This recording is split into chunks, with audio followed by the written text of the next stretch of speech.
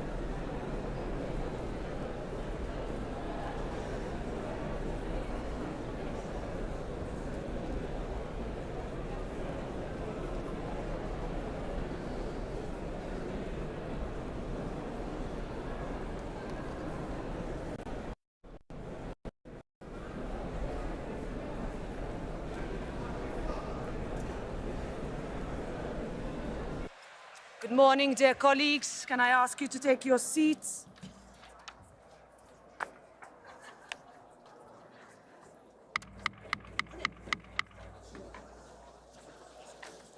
Good morning.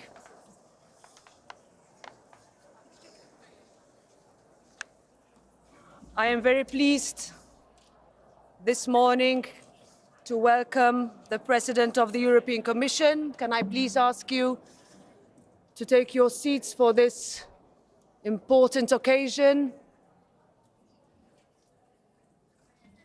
I am very pleased to welcome the President of the European Commission, Ursula von der Leyen, to our European Parliament for the annual State of the European Union address. Over the last years, we have overcome a financial crisis, a pandemic. We have gone through Brexit and found new ways forward. We have stood up and stood firm against Russia's illegal and brutal invasion of Ukraine. We are addressing the climate emergency. We have disengaged from toxic Russian energy, and we have set the foundation for years to come. The European Union today is stronger and more united than ever before.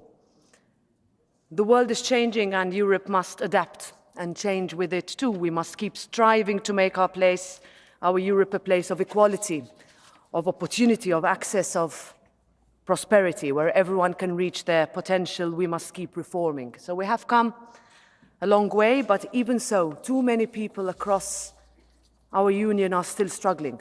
Too many women still face unfair barriers. Too many of our young people still face an uncertain future. We need to keep our people's concerns at the center of all our actions. And to underline how we will do that, it is truly my pleasure to introduce the President of the European Commission to deliver her 2023 State of the European Union address, which for the first time, I am extremely proud to say, will be interpreted in international sign language. Dear Ursula, the floor is yours.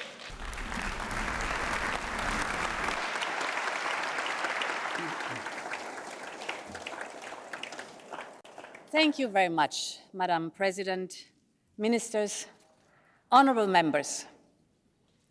In just under 300 days, Europeans will take to the polls in our unique and remarkable democracy. As with any election, it will be the time for people to reflect on the state of our union and the work done by those that represent them. But it will also be a time to decide on what kind of future and what kind of Europe they want. Among them will be millions of first-time voters. The youngest of them were born in 2008, the economic and financial crisis. As they stand in that polling booth, they will think about what matters to them. They will think about the war that rages at our borders, or the impact of destructive climate change, about how artificial intelligence will influence their lives, or their chances of getting a house or job in the years ahead. Our union today reflects the vision of those who dreamt of a better future after World War II. A future in which a union of nations, democracies, and people work together to share peace and prosperity. They believed that Europe was the answer to the call of history. And when I speak to the new generation of young people today, I see that same vision for a better future, that same burning desire to build something better. That same belief that in a world of uncertainty, Europe once again must answer the call of history. And that is what we have to do together. This starts with earning the trust of Europeans to deal with aspirations and anxieties. And in the next 300 days, we must finish the job that they entrusted us with. I want to thank this House for its leading role in delivering on the most ambitious transformations this Union has ever embarked on. When I stood in front of you in 2019 with my program for a green, a digital, and geopolitical Europe, I know that some had doubts. And that was before the world turned upside down with a global pandemic and a brutal war on European soil. But look at where Europe is today.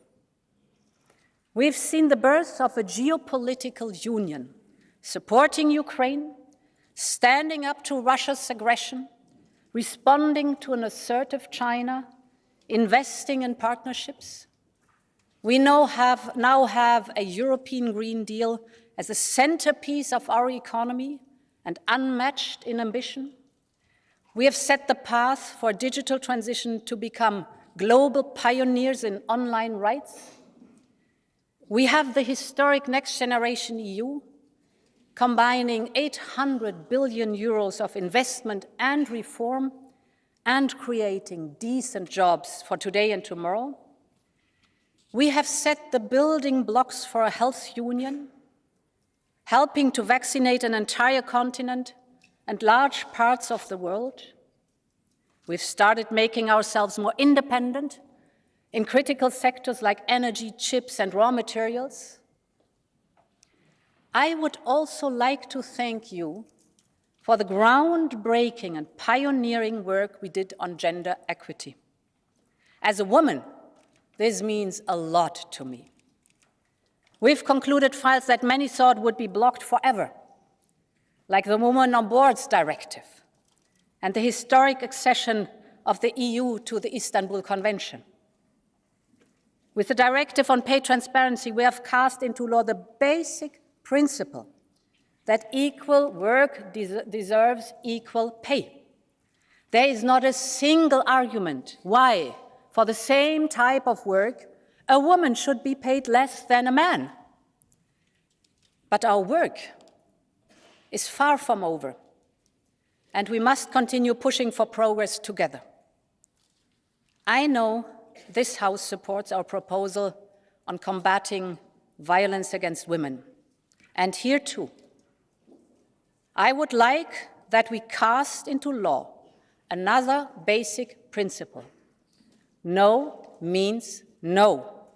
There can be no true equality without freedom from violence.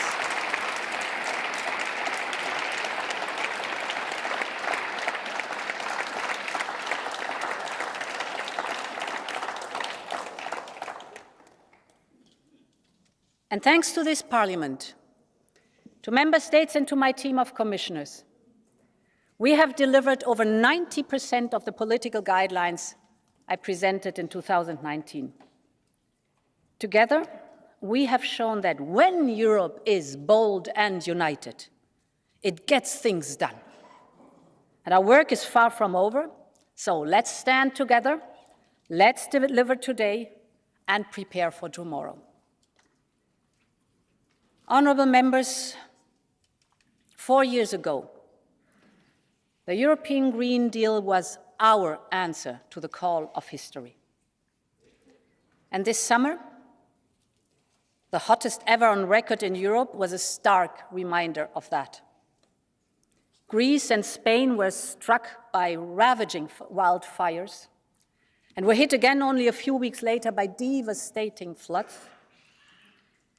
And we saw the chaos and carnage of extreme weather from Slovenia to Bulgaria and right across our union.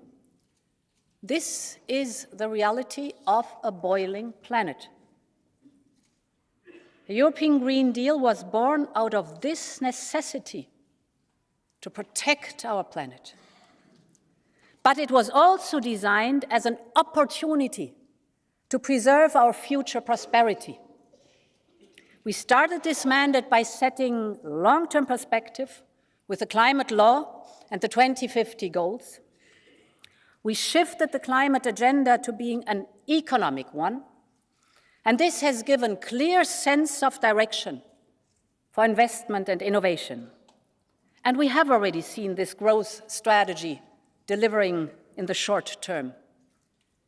Europe's industry is showing every single day that it is ready to power this transition, proving that modernization and decarbonization can go hand in hand. In the last 5 years, the number of clean steel factories in the European Union has grown from 0 to 38. We're now attracting more investment in clean hydrogen than the United States and China together. And tomorrow I will be in Denmark with Prime Minister Mette Frederiksen to see that innovation firsthand. We will mark the launch of the first container ship powered by clean methanol made with solar energy.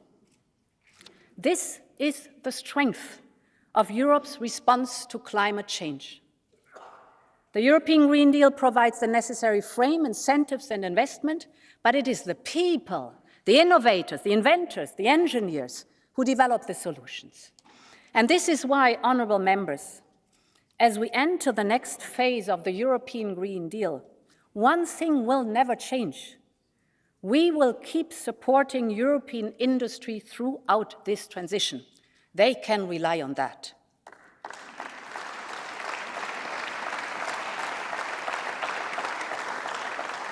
We started with a package of measures from the Net Zero Industry Act to the Critical Raw Materials Act. With our industry strategy, we're looking at the risks and needs of each ecosystem in this transition, and we need to finish this work. And with this, we need to develop an approach for each industrial ecosystem.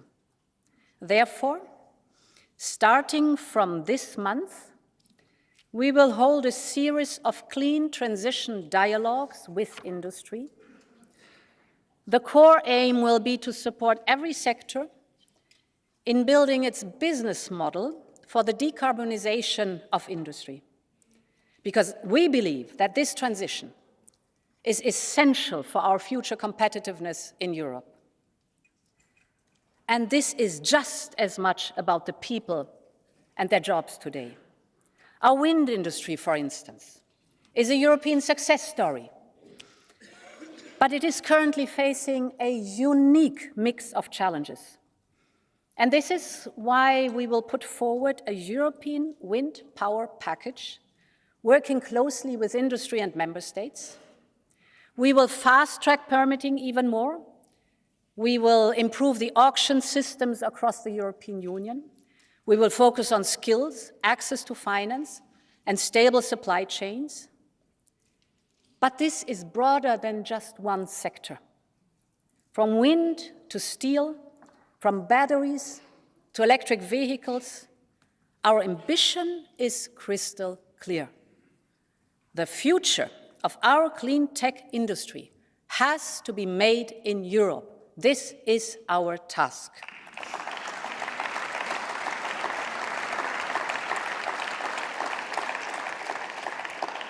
Honourable members, this shows that when it comes to the European Green Deal, we stay the course, we stay ambitious, and we stick to our growth strategy. And we will always strive for a fair and just transition. That means a fair outcome for future generations to live on a healthy planet, a fair journey for all those impacted with decent jobs, and a solemn promise to leave no one behind. Just think about manufacturing jobs and competitiveness, the topic we're discussing a lot in these days. Our industries and tech companies like competition. They know that global competition is good for business and that it creates and protects jobs here in Europe. But competition is only true as long as it is fair. Too often our companies are excluded from foreign markets or are victims of predatory practices. They are often undercut by competitors benefiting from huge state subsidies. We have not forgotten how China's unfair trade practices affected our solar industry.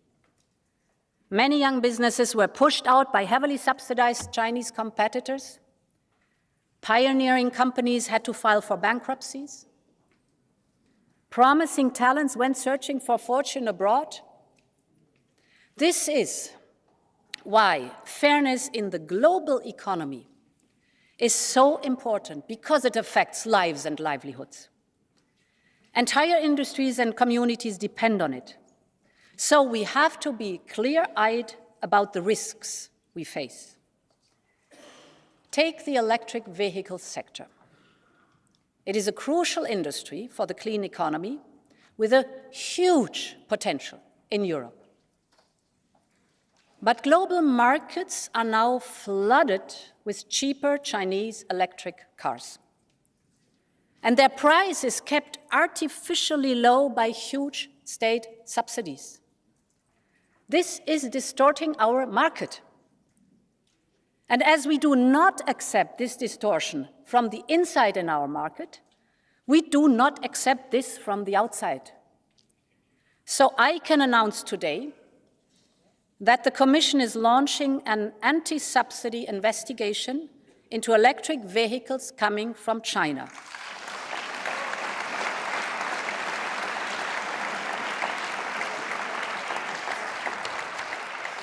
Europe is open to competition, but not for a race to the bottom. We must defend ourselves against unfair practices. But equally, it is vital to keep open lines of communication and dialogue with China, because there are also topics where we can and have to cooperate. De-risk, not decouple. This will be my approach with the Chinese leadership at the EU-China summit later this year. Meine Damen und Herren Abgeordnete. Ladies and gentlemen, in the European Union, we are proud of our cultural diversity. We are a Europe of the regions. We have a unique blend of languages, music, art, traditions, crafts, cuisines. And we are also a Europe which is a continent of unique biological diversity. There are about 6,500 species which are only found in Europe, nowhere else in the world. In Northern Europe, we have the World Natural Heritage Site, the Wadden Sea, which is a unique habitat offering a home to rare species of flora and fauna. And it's a vital resource for millions of migratory birds. And with the Baltic, we have the largest area of brackish water in the world. And south of that, we have the European plain. We have vast tracts of moorland and wetland that characterizes that plain. These regions are important allies against climate change. Protected moors and wetlands absorb huge volumes of greenhouse gases. They secure regional water cycles, and they are home to a unique biodiversity as well. We have a Europe that is a continent of forests, with the mighty coniferous forests of the north and east, the last remnants of virgin oak and beech forests in Central Europe, to the cork oak forests of Southern Europe. All of these forests are irreplaceable as a source of goods and services. They absorb carbon dioxide. They supply wood and indeed other products. They generate fertile soils. They filter the air, the water. Biodiversity and ecosystem services are absolutely essential for all of us in Europe. The loss of nature doesn't only destroy the foundations of our life, but also the feeling of what people consider home. That is something we must protect.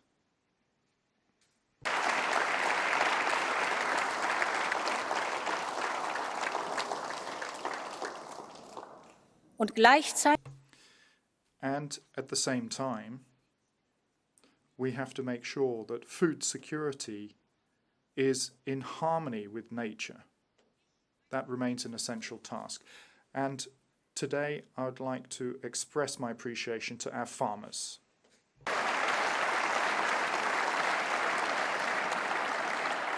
Meine Anerkennung und mein My appreciation and my gratitude that day by day they are always providing food for us, and producing healthy food, of course, is the fundamental task of our agricultural policy, the task of agriculture. And self-sufficiency in food is also important for us. That is something that our farmers are providing. It's not an easy task, because the consequences of Russia's aggression against Ukraine, climate change, bringing droughts, forest fires and flooding, but also new obligations, are all having a growing impact on farmers' work and farmers' incomes, and we must bear this in mind. Many are already working hard towards a more sustainable form of agriculture. We need to work together with the farmers and people working in agriculture to tackle these new challenges, and that's the only way we can secure a supply of food for the future for all of us. So we need more dialogue, we need less polarization. And hence, we would like to launch a strategic dialogue on the future of agriculture in the EU. I am and remain convinced that agriculture and protection of our natural world can go hand in hand. We need both.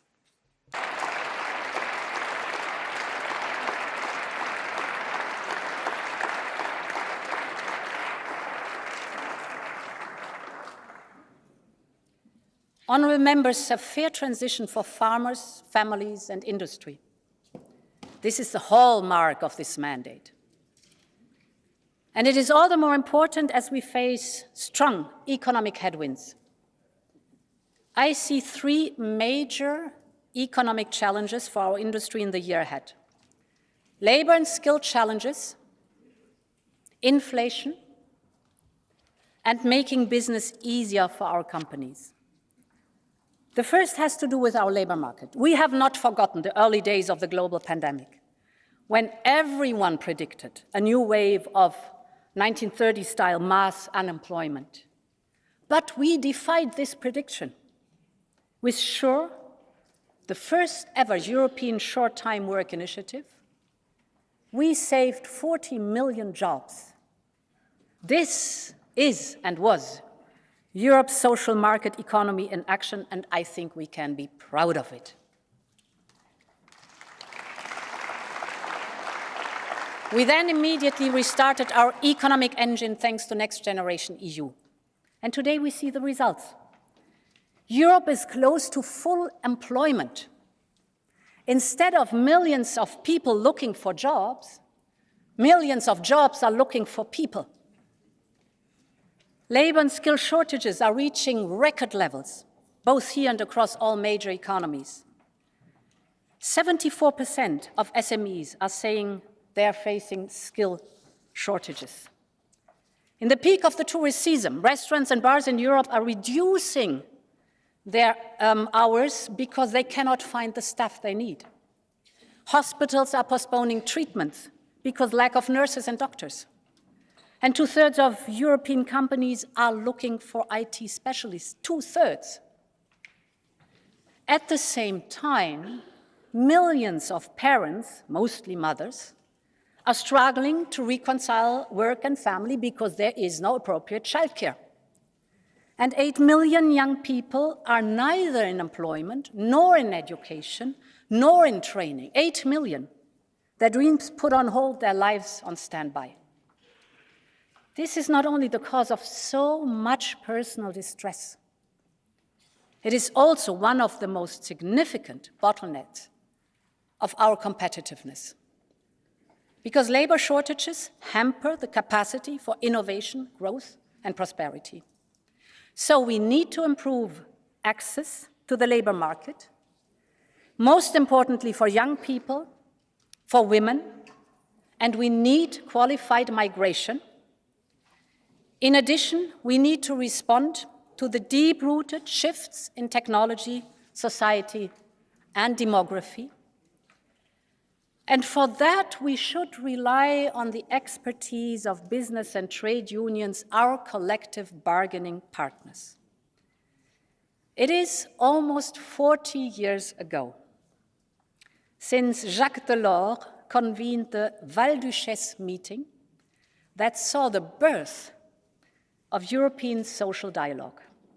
Since then, social partners have shaped the Union of today, ensuring progress and prosperity for millions. And as the world around changes faster than ever, social partners must again be at the heart of the future. Together, we must focus on the challenges facing the labor market, from skills and labor shortages to new challenges like AI. This is why, together with the Belgian presidency, next year, we will convene a new social partner summit once again at Val d'Uchesse. The future of Europe will be built with and by the social partners. This is our task.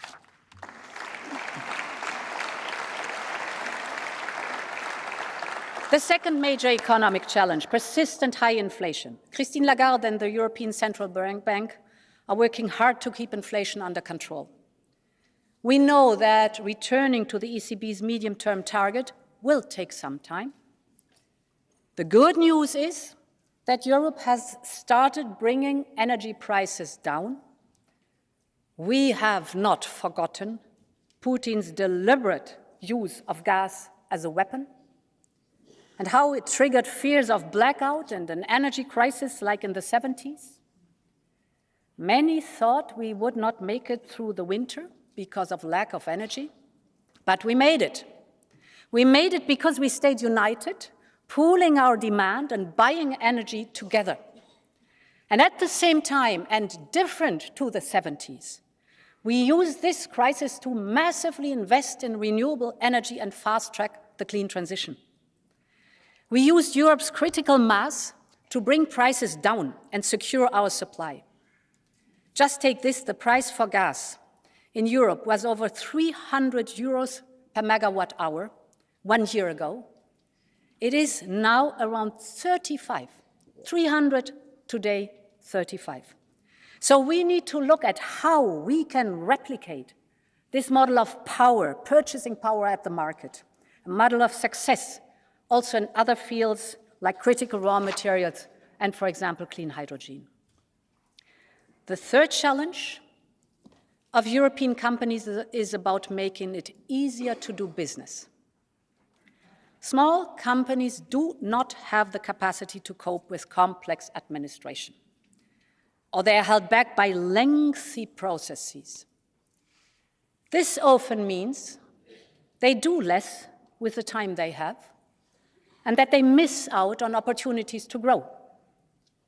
This is why, before the end of the year, we will appoint an EU SME envoy reporting directly to me.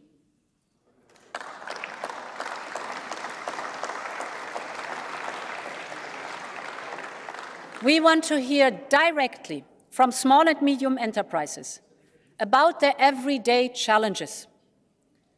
For every new piece of legislation, we conduct a competitiveness check by an independent board. And next month, we will make the first legislative proposal towards reducing reporting obligations at the European level by 25%.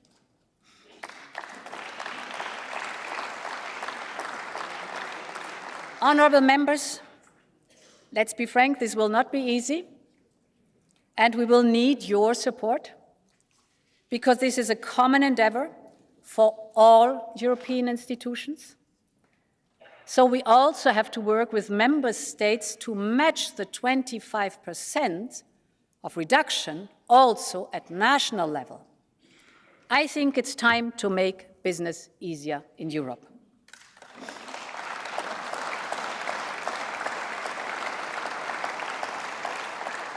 But European companies also need access to key technologies to innovate, develop, and manufacture. And this is a question of European sovereignty, as the leaders underlined in Versailles.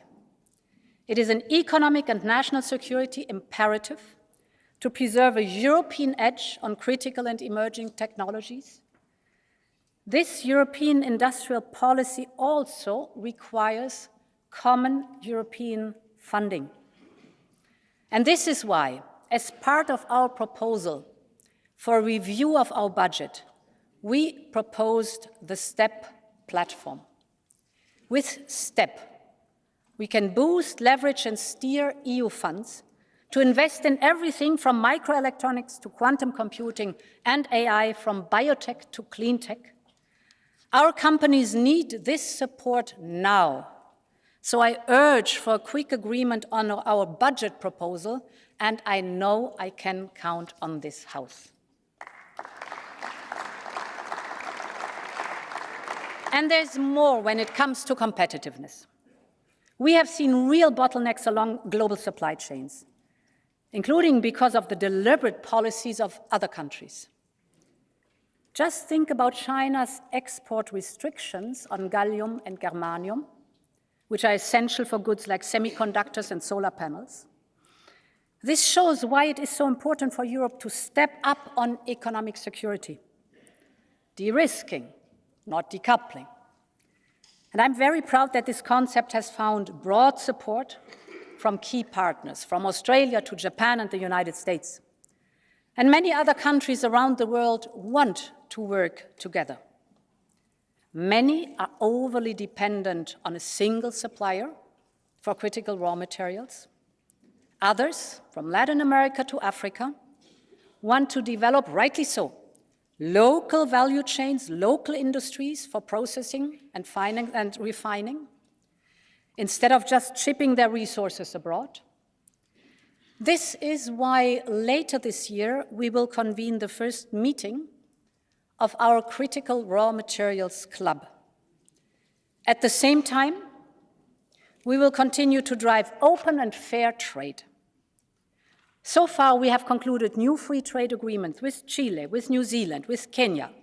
We should aim to complete deals with Australia, Mexico, and Mercosur by the end of this year, and soon thereafter with India and Indonesia. I think smart trade delivers good jobs and prosperity.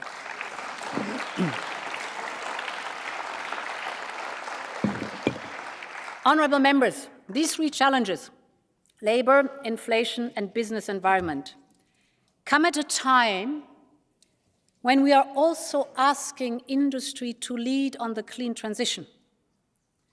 So we need to look further ahead and set out how we remain competitive as we do that.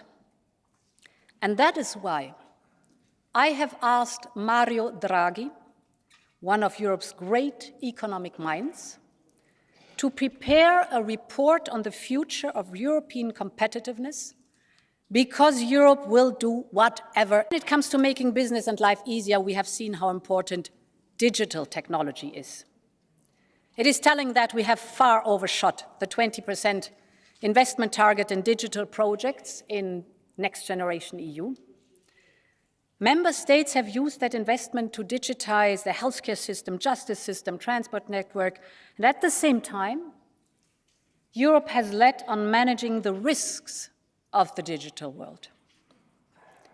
The Internet was born as an instrument for sharing knowledge, opening minds, and connecting people. It still is. But it has also given rise to serious challenges: disinformation, spread of harmful content, risk to the privacy of our data. All of this led to a lack of trust and sometimes a breach of fundamental rights of people. In response, Europe has become the global pioneer of citizens' rights in the digital world. The DSA and DMA are creating a safer digital space where fundamental rights are protected. And they are ensuring fairness and clear responsibility for big tech. This is an historic achievement, and I think we should be proud of it. The same should be true for artificial intelligence. It will improve, without any question, healthcare, boost productivity, address climate change. We need it. But we also should not underestimate the real threats coming from AI, mostly Gen AI. Hundreds of leading AI developers, academics, and experts warned recently in the following words, and I quote, Mitigating the risk of extinction from AI should be a global priority, alongside other societal scale risks such as pandemics and nuclear war. End of quote. AI is a general technology that is accessible, powerful, and adaptable for a vast range of uses, both civilian and military, and it is moving faster than even its developers anticipated. So we have a narrowing window of opportunity to guide this technology responsibly. And I believe Europe, together with partners, should lead the way on a new global framework on AI built on 3 pillars: guardrails, governance, and guiding innovation. First, guardrails. Our #1 priority is to ensure AI develops in a human-centric, transparent, and responsible way. And this is why in my political guidelines I committed to setting out a legislative approach in the first 100 days. You remember we put forward the AI Act, the world's first comprehensive pro-innovation AI law. And I want to thank this House and the Council for the tireless work on this groundbreaking law. Our AI Act is already a blueprint for the whole work. We must now focus on adopting the rules as soon as possible and turn to implementation. The second pillar is governance. We are now laying the foundation for a single governance system in Europe. But we should also join forces with our partners to ensure a global approach to understanding the impact of AI on our societies. Now, think about the invaluable contribution of the IPCC for climate. This is a global panel that provides the latest science to policymakers. I believe we need a similar body for AI, on the risks and on its benefits for humanity. Yes, with scientists, but also tech companies and independent experts all around the world. This will allow us to develop a fast and globally coordinated response, building on the work done by the Hiroshima process and others. And the third pillar is guiding innovation in a responsible way. Thanks to our investment in the last years, Europe has now become a leader in supercomputing, with 3 out of the 5 most powerful supercomputers in the world. So we need to capitalize on that. And this is why I can announce today a new initiative to open up our high-performance computers to AI startups that gives them the opportunity to train their models, but in a responsible way. But this will only be one part of our work to guide innovation. What we need is an open dialogue with those that develop and deploy AI. This dialogue happens already in the United States. As you know, 7 major tech companies have already agreed to voluntary rules around safety, security, and trust. It happens here, where we will work on AI companies, with AI companies, so that they voluntarily commit to the principles of the AI Act before it enters into force, because we cannot lose time anymore. So now we should bring all of this work together towards minimum global standards for safe and ethical use of AI. Our people deserve it.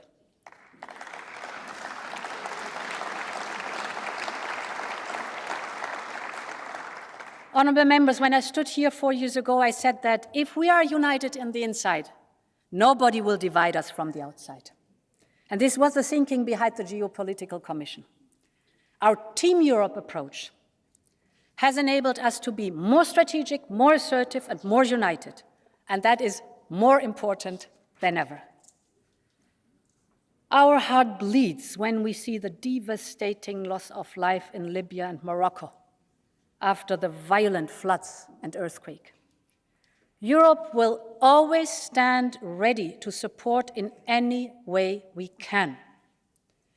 Or think about the Sahel region, one of the poorest, yes, yet fastest growing demographically. The succession of military coups will make the region more unstable for years ahead. Russia is both influencing and benefiting from the crisis, and the region has become fertile ground to the rise of terrorism. This is of direct concern for Europe, for our security and our prosperity. So we need to show the same unity of purpose towards Africa as we have shown towards Ukraine. This is a must. We need to focus on cooperation with legitimate governments and regional organizations. We need to develop a mutually beneficial partnership which focuses on common issues for Europe and Africa.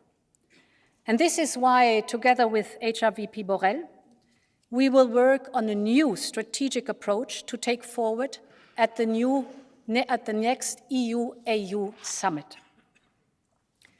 Honourable members, history is on the move.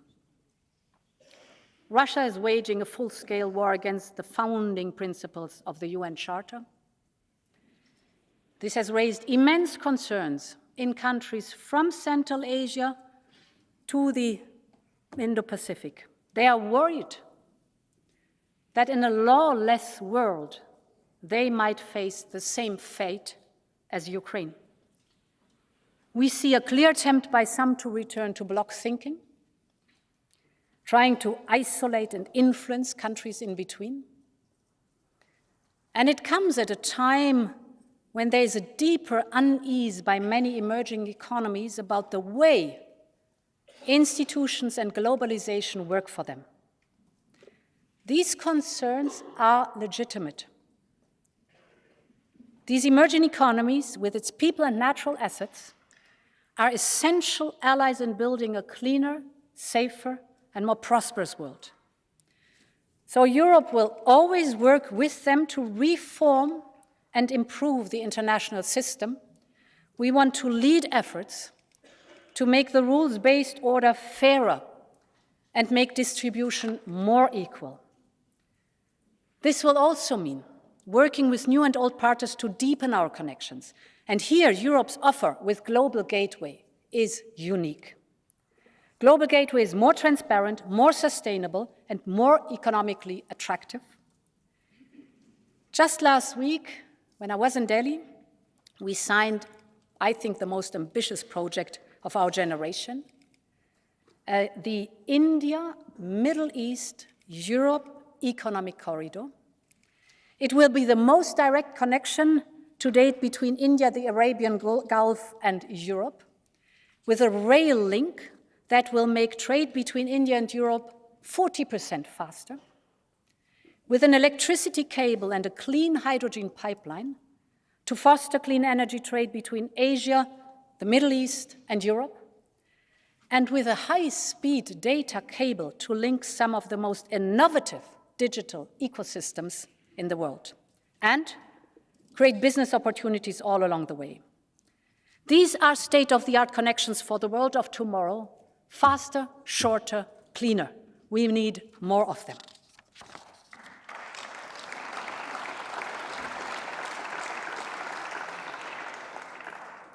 And Global Gateway is making the real difference. I've seen it in Latin America, Southeast Asia, and across Africa, from building a local hydrogen economy with Namibia and Kenya, to the digital economy with the Philippines.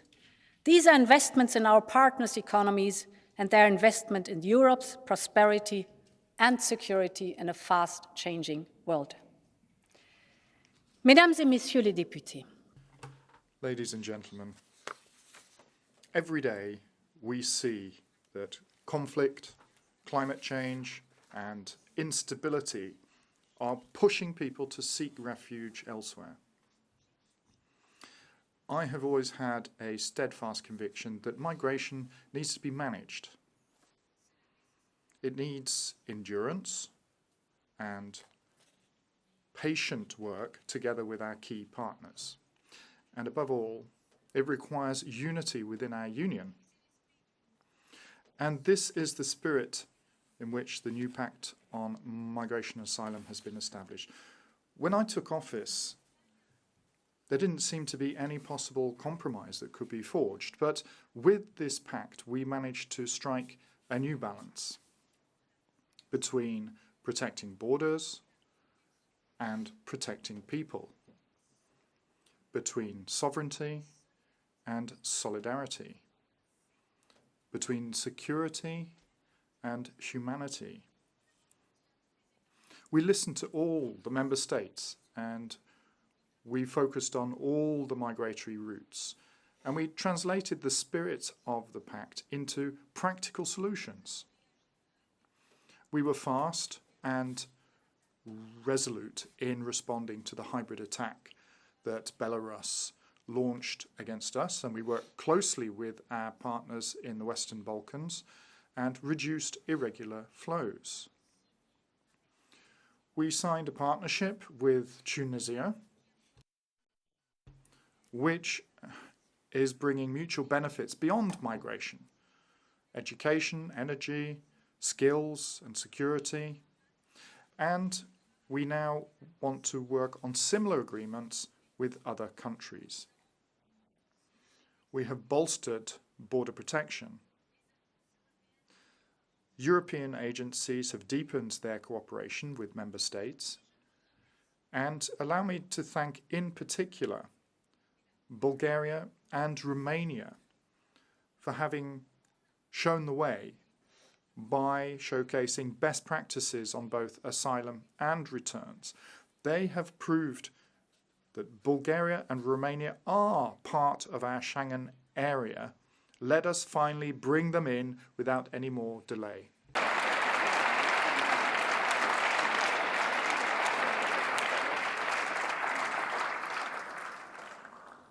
Mesdames et messieurs, notre... Ladies and gentlemen, our work on migration is based on the conviction that unity is definitely within reach. An agreement on the pact has never been so close. Parliament and the Council now have a historic opportunity to get this over the line. Let us show that Europe can manage migration effectively and with compassion. Let us get this work done.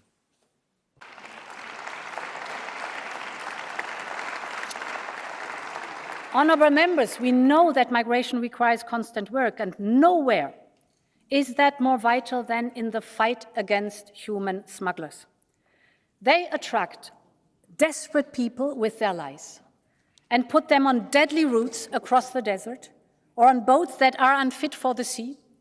The way these smugglers operate is continuously evolving, but our legislation is over 20 years old and needs an urgent update. So we need new legislation and a new governance structure. We need stronger law enforcement, prosecution, and a more prominent role for our agency Europol, Eurojust, and Frontex. And we need to work with our partners to tackle this global plague of human trafficking.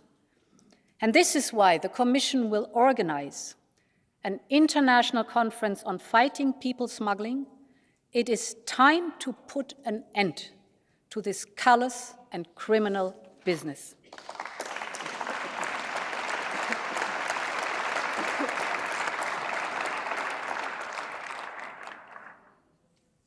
Honourable members, on the day when Russian tanks crossed the border into Ukraine, a young Ukrainian mother set off for Prague to bring her child to safety. When the Czech border official stamped her passport, she started to cry. Her son didn't understand, and he asked his mother why she was crying. That Ukrainian mother felt that Europe was her home. Because home, as she said, is where we trust each other. And the people of Ukraine could trust their fellow Europeans. Her name was Victoria Amelina. She was one of the great young writers of her generation and a tireless activist for justice. Once her son was safe, Victoria returned to Ukraine to document Russia's war crimes. 1 year later, she was killed by a Russian ballistic missile while having dinner with other writer colleagues.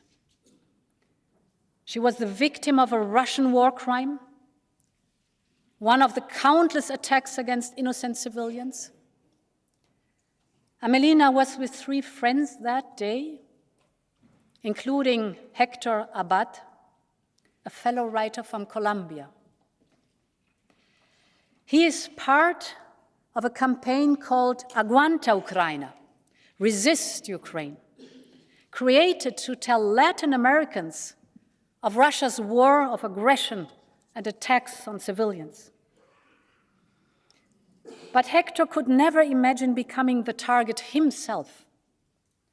Afterwards, he said, he did not know why he lived and she died. But now he is telling the world about Victoria, to save her memory and to end this war. And I am honored that Hector is with us here today. I want to thank you, Hector. I want to thank you, and I want you to know that we will keep the memory of Victoria and all other victims alive. Aguanta, Ukraina.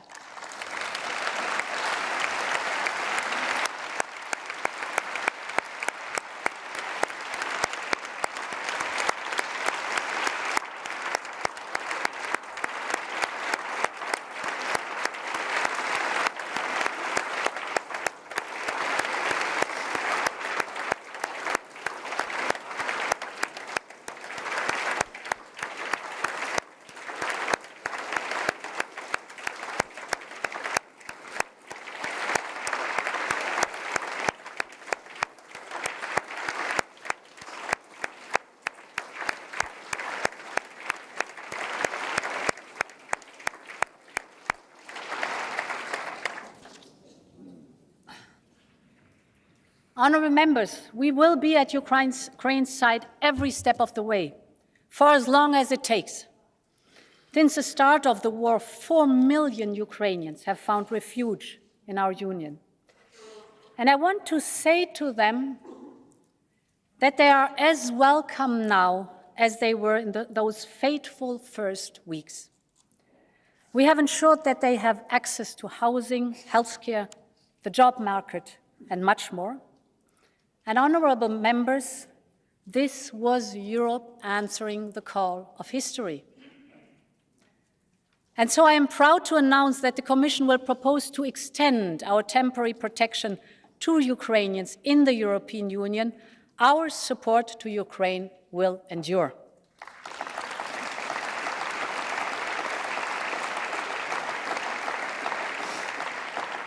We have provided 12 billion this year alone to help pay wages and pensions, to help keep hospitals, schools, and other services running. And through our ASAP proposal, we are ramping up ammunition production to help match Ukraine's immediate needs. But we are also looking further ahead. And this is why we have proposed an additional 50 billion euros for over 4 years for investment and reforms. This will help build Ukraine's future to rebuild a modern and prosperous country. And that future is clear to see. This House has said it out loud. The future of Ukraine is in our union. The future of the Western Balkans is in our union. The future of Moldova is in our union.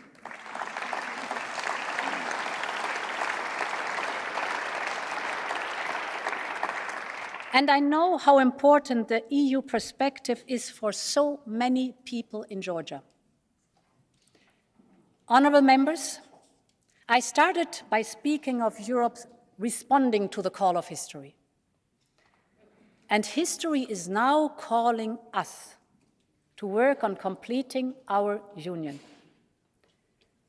In a world where some are trying to pick off countries one by one, we cannot afford to leave our fellow Europeans behind. In a world where size and weight matters, it is clearly in Europe's strategic interest to complete our union. But beyond the politics and geopolitics of it, we need to picture what is at stake. We need to set out a vision for a successful enlargement. A union complete with over 500 million people living in a free, democratic, and prosperous union. A union complete with young people who can live, study, and work in freedom. A union complete with vibrant democracies in which judiciaries are independent, oppositions are respected, and journalists are respected. Because the rule of law and fundamental rights are always and will always be the foundation of our union in current and in future member states.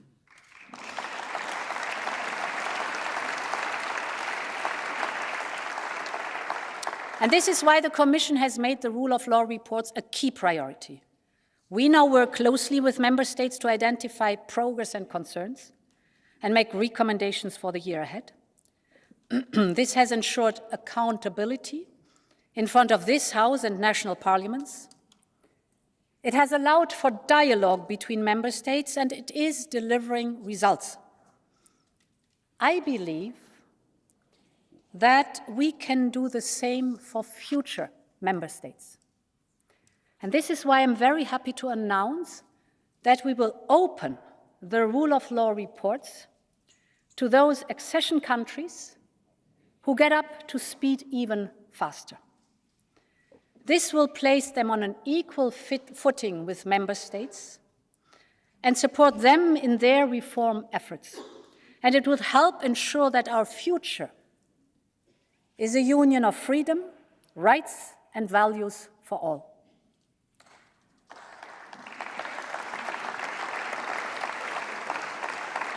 Honourable members,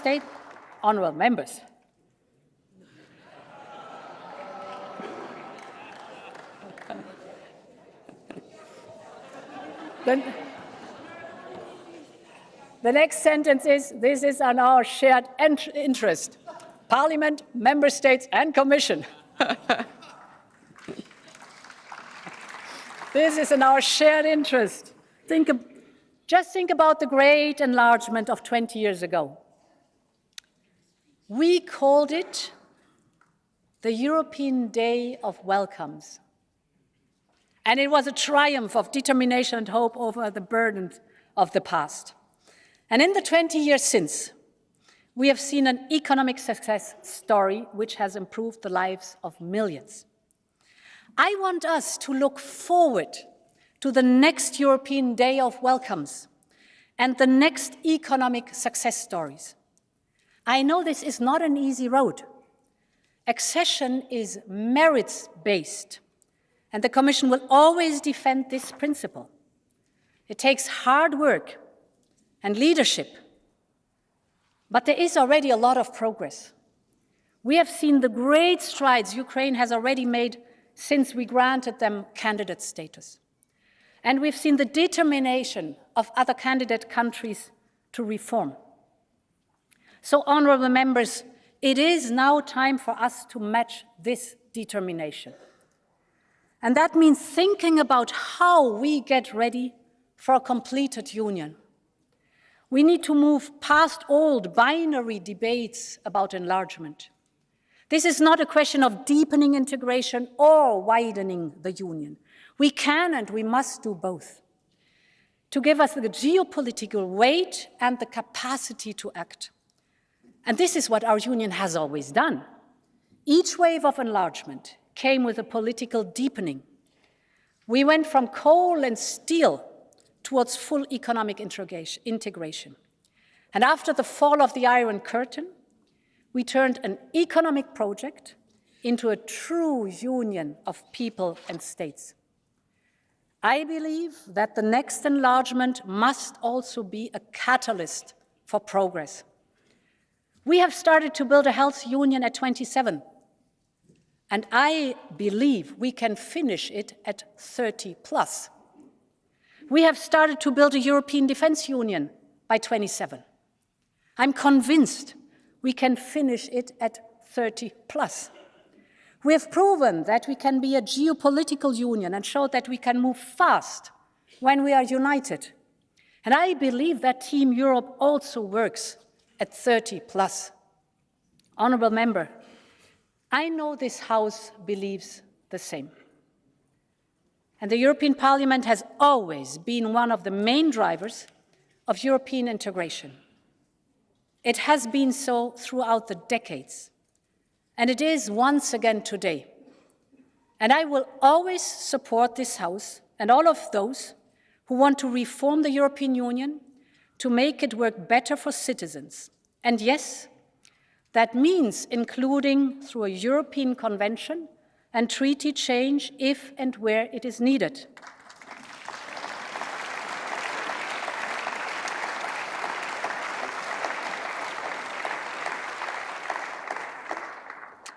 But we cannot and we should not wait for treaty change to move ahead with enlargement.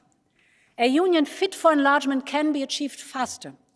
That means answering practical questions about how a union of over 30 countries will work in practice, and in particular about our capacity to act.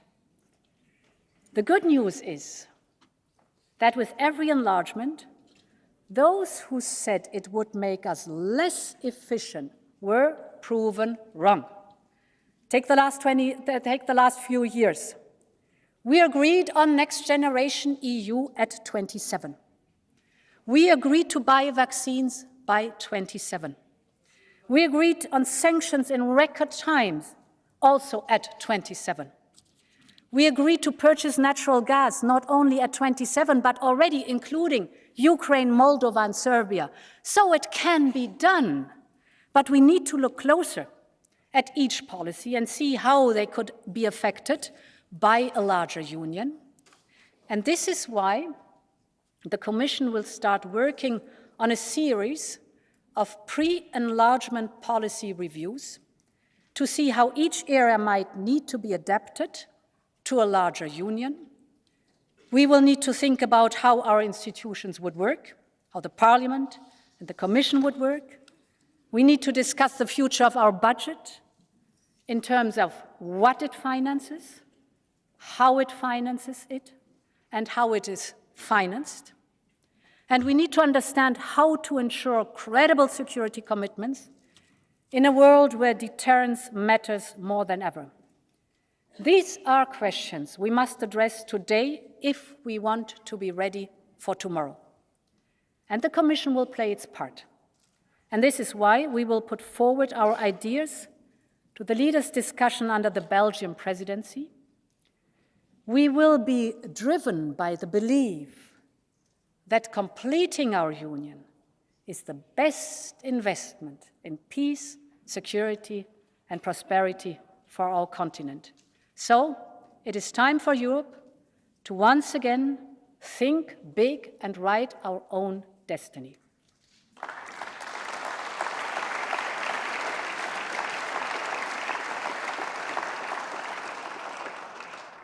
Honourable members, Victoria Amelina believed that it is our collective duty to write a new story of Europe. This is where Europe stands today, at a time and place where history is written. The future of our continent depends on the choices we make today, on the steps we take to complete our union. The people of Europe want a union that stands up for them in a time of great power competition, but also one that protects and stands close to them as a partner and ally in their daily battles. And we will listen to their voice. If it matters to Europeans, it matters to Europe. Think again about the vision and the imagination of the young generation I started my speech with. It is the moment to show them that we can build a continent where you can be who you are, love who you want, aim as high as you want, a continent reconciled with nature and leading the way on new technologies, a continent that is united in freedom and peace. Once again, this is Europe's moment to answer the call of history. Long live Europe. Thank you.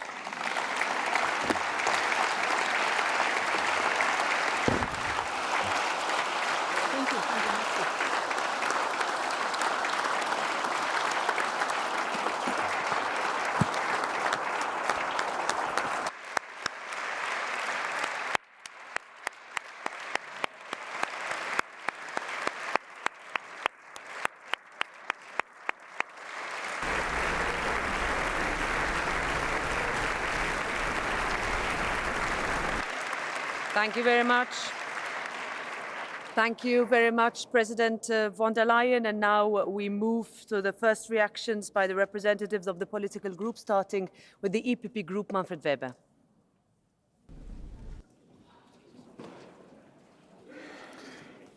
Madam President of the European Parliament, Madam President, European Commission, Spanish Presidency, dear colleagues. Madam President, thank you for your speech today. You're right. The state of the Union is strong, also thanks to your leadership and the good cooperation with this European Parliament. Together, you said it, we made the right decisions in the last years. The decision on the European vaccines, not have first and second class Europeans, right. The decision on setting up a recovery fund, right. The decision to make Europe the front runner against climate change, right. The decision to stop EU funds if the rule of law is not respected, right. The decision on Brexit agreement, on sanctions against Russia, and the decision to support Ukraine and its accession to the European Union, right. Together we are stronger. That is the message we can deliver to European citizens. Dear Ratche, dear Stefan, I also want to thank you for our successful cooperation during these crucial moments. The political engine of Europe works. The von der Leyen majority made it possible. For us, Europe is people's home. We have to deliver for everyone and leave nobody behind. We must listen to the people's concerned, not lecture them. And we have to build up bridges and not deepen the divisions in our society. And set people's priorities for Europe. I want to speak today about 3 EPP priorities. First, this week the European Commission lowered the economic outlook. And inflation is hitting all Europeans hard, the poorest even harder. That's the biggest social question today. We need growth, we need jobs, we need decent incomes, we need prosperity, we need a strong industry. And that is why your proposals today to reduce the bureaucratic burden with a competitiveness check, with a special envoy, with a moratorium, and to conclude new trade deals and to invest more in innovation is the right way. Competitiveness must be a priority for us. And that's why I also thank you for the consideration to welcome Mario Draghi, to invite Mario Draghi to bring up further ideas. And we welcome the new phase of Green Deal. To be clear, we as EPP supported 32 out of 34 Green Deal files. We believe in the basic idea of the Green Deal. It's our generation's obligation to deliver. But we also listen to workers, to farmers, to SMEs, to youth. Producing, for example, more food, not less, is our answer to cut inflation on food prices. The EPP is Farmers' Party, and we are the party of the rural areas. Innovating more, not selling our technologies to China, is our answer to lead a world free of CO2. We want a European Green Deal, not a Chinese one. We don't want to see, as you said, Chinese electric vehicles benefiting from our ambitious climate approach. We have to think more in business, not in prohibition models for our industry. We need green jobs for Europeans. And we have to be stronger and tougher when it comes to trade. Tougher because we need to activate now our trade defense instruments and to avoid a second solar panel attack from China, as you said it today. And yes, also stronger on trade to build up a union of democracies founded on trade with Mercosur, Australia, India, Africa and others. For us, trade and values goes hand in hand. And dear friend, we have to strengthen our innovation union. Let's pull now the best minds together to be really on the front of innovation when it is about artificial intelligence and cancer research. A second priority for EPP is migration. Europe today welcomes so many refugees as never before in our history. Look what we do currently for the Ukrainians. We help, we welcome, we protect. That's the European DNA. But on our external borders, we must decide who can enter and who not. The state decides, and not the smugglers decides who can enter into Europe. We welcome, that's why the moratorium of understanding between the European Union and Tunisia, we must work with our neighbors to solve the challenges like we did it also in the past with Turkey. And we must finalize the migration pact. It's a unique, even historic opportunity to give a proper answer. Now it's in our hands. Let's do it. I count again on the von der Leyen majority to achieve this. And the third point I want to mention, what's next for our European project? 25 years ago, the euro was born. Despite many who criticized him, Helmut Kohl had a vision for Europe. What is the euro of today? What is our project? First, Ukraine must win the war. And yes, Ursula, the merit-based approach of enlargement process is key to our approach towards Western Balkans, Moldova and Ukraine. We have to keep our promises. But we need to go further. De Gasperi already knew what is needed for a good future. That is why he burst into tears when they told him in 1954 that the European defense community was rejected. I think we have to come back to de Gasperi's idea. We need a European defense union with a defense commissioner, joint European forces on land, sea and air by 2030, and all this embedded into a strengthened NATO as a strong European pillar. That is the leading project of our generation. We need to lead. That's the best medicine against extremists. No fears, not fears, anger, or even hate shall define the debate. Optimism, a vision, values, and the readiness for the next step to become a real European Union is the answer. Let's start today. Thank you. Thank you, Mr. Weber. I now invite Irache Garcia Perez on behalf of the S&D Group to take the floor. 5 minutes.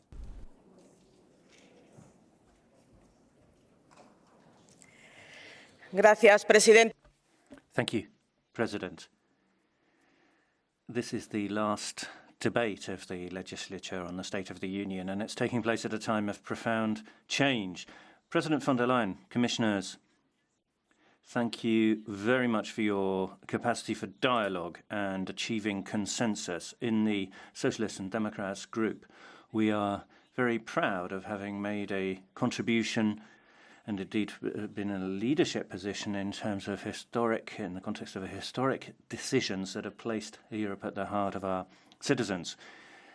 The response to the financial crisis in 2008, which was weighed down by the lack of coordination and the austerity policy imposed by the right, through to the response to the pandemic and Russia's war against Ukraine, led by social democracy, has been marked by unity and solidarity. Our main priority now has to be to push for re-industrialization to ensure open strategic autonomy with an eye on Africa and Latin America. Alongside re-industrialization, we must make progress on the green transition. Curbing the effects of climate change is a legal obligation and a moral obligation. We need to push forward with the reform of the electricity market to accelerate the deployment of renewable energies and reduce electricity prices. And Mrs. von der Leyen, in the face of those who are climate change deniers, we need to break the silence and send a clear message of support for the Green Deal and commit to pushing through laws on nature restoration and air quality.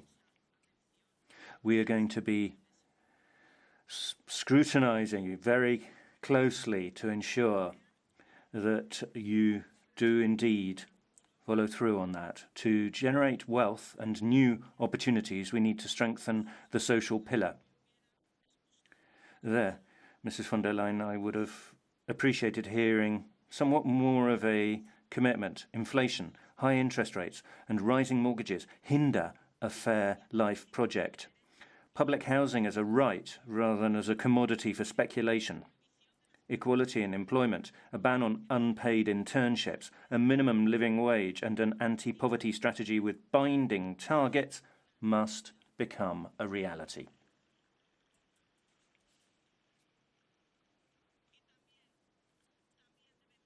We must also protect women who suffer gender-based violence.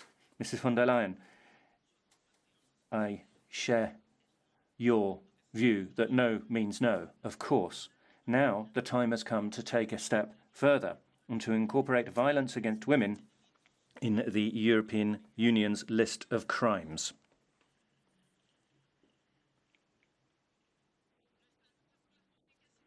We must not give up on our fight for social justice, because social cohesion not only dignifies people's lives, but also allows us to act with a voice and weight in the world. Today we are united in the face of an aggressor.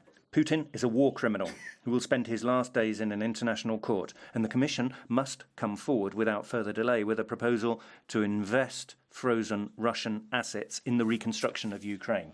We are united, but let us not be complacent. The time has come to strengthen the unity of the European Union, to make it more flexible so that we streamline decision-making processes by moving towards qualified majority voting. We must also continue to support the other countries in our neighbourhood who want to unite their destiny with that of the European Union. And while tackling the main challenges, we need to find solutions to other challenges that will mark the future of the European Union. The Pact on Migration and Asylum, to avoid the loss of human lives in the Mediterranean.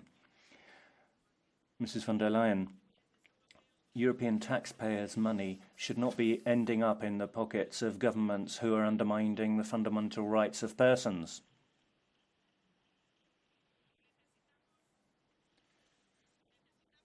We need a permanent fiscal capacity to face future crises, the reform of tax rules and greater tax justice, to make an economy that is not only more competitive, but also fairer. Business profits must be used to improve the living conditions of ordinary people, the many, not the few. Ladies and gentlemen, we live in the European Union, a life project that has built the best place for democracy, rights, equality and solidarity. Today, the alliance between the right and the far right represents the resounding failure of a project based on involution. Mr. Weber, you have made an historic mistake, and history will remember you. You cannot call on this majority, talk about a majority with von der Leyen, and then chase votes, chasing other alliances in this chamber.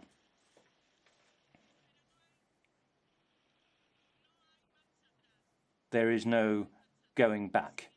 We will continue to build a prosperous, open and inclusive union, a union proud of its plurality and diversity, a union that embraces the rule of law, a union more united and stronger in the fight for equality, social justice, and a union of tolerance and progress. There is always time for a dream. 70 years ago, Europe dreamt of a better future and made it a reality. Today, for another year, we are living that dream. Let us continue making it a reality. Thank you very much. I give the floor now to the President of the Renew Group, Stéphane Séjourné, for 4 minutes. Allez-y.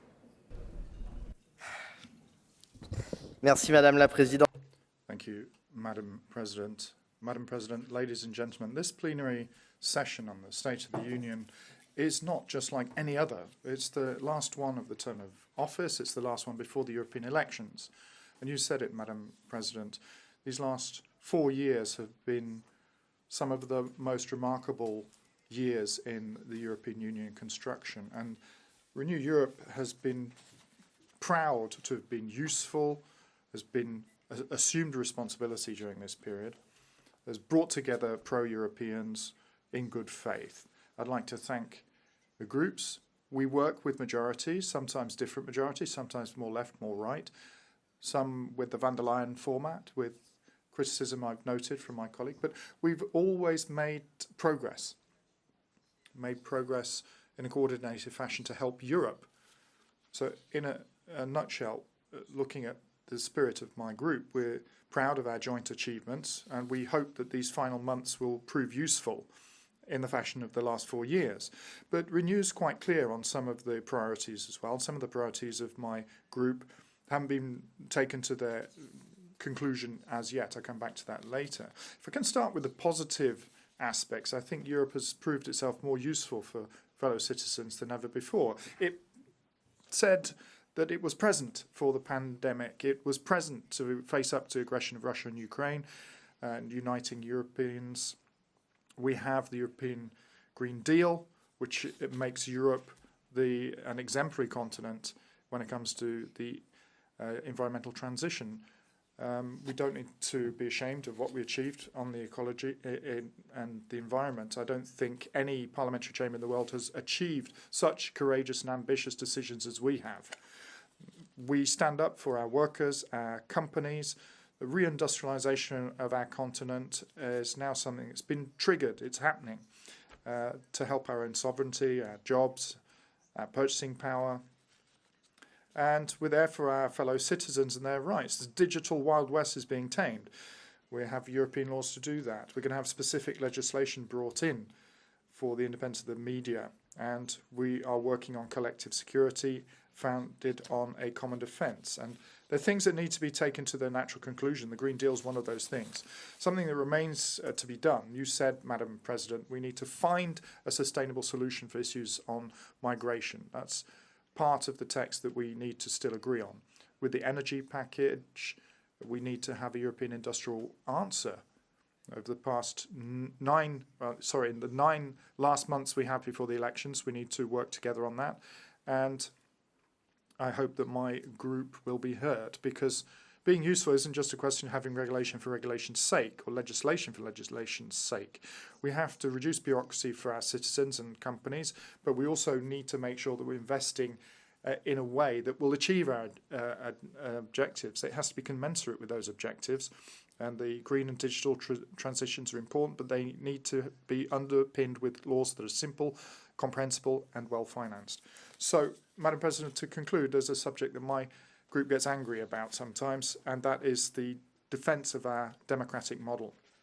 I welcome the work done by the Commissioner, and turning to the Council as well as co-legislator, we know that sometimes there have been some feet dragging amongst the heads of state and government, and the Europeans don't always meet the expectations of heeding the calls from our Polish judges, our Hungarian judges, independent press and civil society, where Italian prosecutors changed the entries in the civil registry of children because their mothers happened to be lesbian. My group has called for more efficiency, more simplicity, more reforms. It has always done that. We think that unanimity is a poison. It's toxic. If you imagine, the degree of our support for Ukraine is dependent on Viktor Orban. Madam President, we refuse the toppling of Europe. We refuse the Orbanization of our continent. It's a real danger, not just in political terms, but also in economic and social terms. There's an endemic risk of corruption, a risk of whole communities being targeted, and that runs counter to our European DNA. I would say even it runs counter to the whole plan we have for our very civilization in Europe. Madam President, you wanted a geopolitical commission, you mentioned that in your speech, and it has, I think, in the course of history, been much more than that. But democracies very rarely die because of exterior threats. They die because of internal threats. Thank you very much for your speech. We share most of what you said, and I hope these last 9 months of our legislature prove to be useful. To the co-president of the Green Group, Philippe Lamberts, for 6.5 minutes.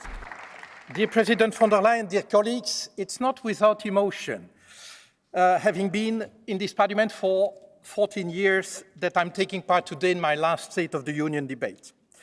For 10 years, I witnessed a European Union blinded by economic orthodoxy, deaf to the social and climate emergencies. But 2019 marked a turning point. For the first time in its history, the European Union made the fight against climate change a top priority. And against all odds, the European Green Deal withstood the pandemic and the war that rocked the European Union. Each time, it was put front and center in our response. We owe very much of this to you, Madam President, to your vision, your persistence, and your leadership. Unsurprisingly, those who never embraced the European Green Deal in the first place are now calling for a pause, a moratorium, to weaken its ambition in the name of protecting our competitiveness, if you see what I mean. To them, I say this: we are not above nature.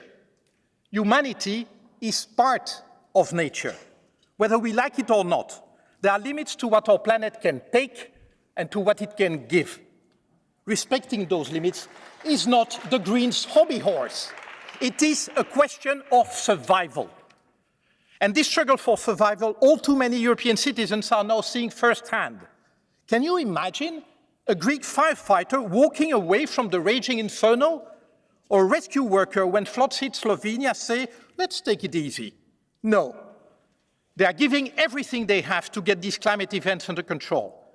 We owe it to them and to every citizen caught up in the extremes unleashed by climate change to act with all we have. We have waited for too long. So stand firm, Madam President. We cannot content ourselves with just implementing what has already been decided, which in itself is not enough to meet the 1.5-degree warming target. So much remains to be done. Instead of carbon sinks, our agriculture and our forestry have become net carbon emitters. Our land, water and air are so polluted by forever chemicals, heavy metals, fine particles, plastics, that they are causing massive death and disease. And this leads to a collapse in biodiversity which endangers our lives and livelihoods. But as you said, Madam President, the ecological transition is not just a necessity. It is the single biggest economic opportunity for Europe. Shying away from it would make us followers, also rants, condemned to import the solutions we need from the rest of the world. The key to competitiveness, dear colleagues, is for our economies to embrace the green transition, to support entrepreneurs who want to lead it, and to ditch the rent seekers. This is the surest route to EU prosperity. La viabilité politique du Green The political viability of the European Green Deal will depend on our capacity to demand more from those who have the most and less from those who have the least. There are limits to what the planet can take, but the same goes for our societies. Financial crisis, Eurozone crisis, pandemic, war in Ukraine, energy crisis. Every time it's ordinary citizens who foot the bill, whereas those who own capital continue to accumulate. Even Christine Lagarde has said it. Most of the current inflation is due to the massive increase in corporate profits. President, you'll certainly object that social and fiscal justice are the remit of member states, and that's true. But given that in the past the European Commission was able to push governments to adopt unfair reforms, it should also be able to young people commercial speculation in the property market. The good news is that financial regulation is an EU competence. So what are you waiting for to deal with this highly charged situation? Like nature, common goods or energy, housing can't be a simple financial asset left to the vagaries of the market. If we want the environmental transition to be our unifying project, we shouldn't lose sight of the fact that our union is first and foremost a community of values. However, everywhere in Europe, fundamental freedoms are in retreat, whether it's people calling the rights of women into question, the underfunding and co-opting of just the judiciary, hyper-concentration of the media, spying on journalists, activists and political leaders, or police violence against demonstrators and people of an ethnic minority background. President, in spite of the legal and financial pressures that you've put on two member states, the backsliding continues and is increasing. As guardian of European law, the Commission will have to redouble its efforts, and not only vis-à-vis Poland and Hungary. The one that comes first in Article 2 is human dignity. And there's no greater denial of this fundamental value than the way we treat people seeking protection from us. Today, European asylum policy boils down to make Europe a fortress and to rely on autocrats, dictators, and failed states to keep refugees and migrants away from our shores. This has made smugglers rich and turned the Mediterranean into a mass grave. And I'm afraid, Madam President, I don't share your optimism. The EU Pact on Asylum and Migration does not fundamentally change this deadly logic. Our Union has a duty, a responsibility, and I would even say a need, to take its fair share in welcoming forcibly displaced people. And it can, if we only harness our collective capabilities. Our moral credit is at stake, not least in Africa. For decades, the fear of migration has been instrumentalized by the far right. And now it seems that the fight against climate change has become their new target. But what concerns me even more, Madam President, is the fact that a growing number of your party colleagues are embracing the same strategy, the same language, in the hope probably of bringing voters back into the EPP fold. Several EPP member parties are considering or have chosen to form coalitions with far-right parties. And some of their representatives were not even ashamed to admit to me that they share so much with them in terms of values and program. So in the name of the Greens European Free Alliance, I'm appealing to you.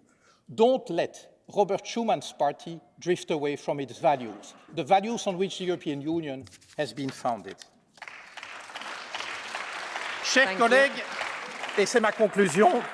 Colleagues, and I'm concluding, the pandemic and the war on a background of climate disruption persuaded the majority of our co-citizens that it's only together that we can tackle the challenges of this century. The European Union has regained credit in their eyes to the point that those, not very many of them, who are calling for their country to leave the European Union no longer dare to do it publicly. We need to stick to our course and ensure that our efforts are fairly distributed. That's how we can make our union an area of peace and freedom with shared and sustainable prosperity.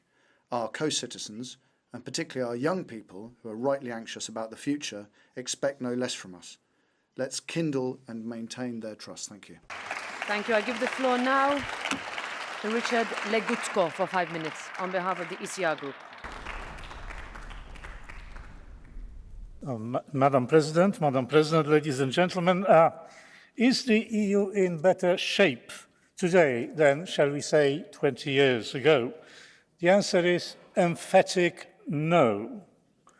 To paraphrase Shakespeare's Hamlet, something is rotten in the state of the Union.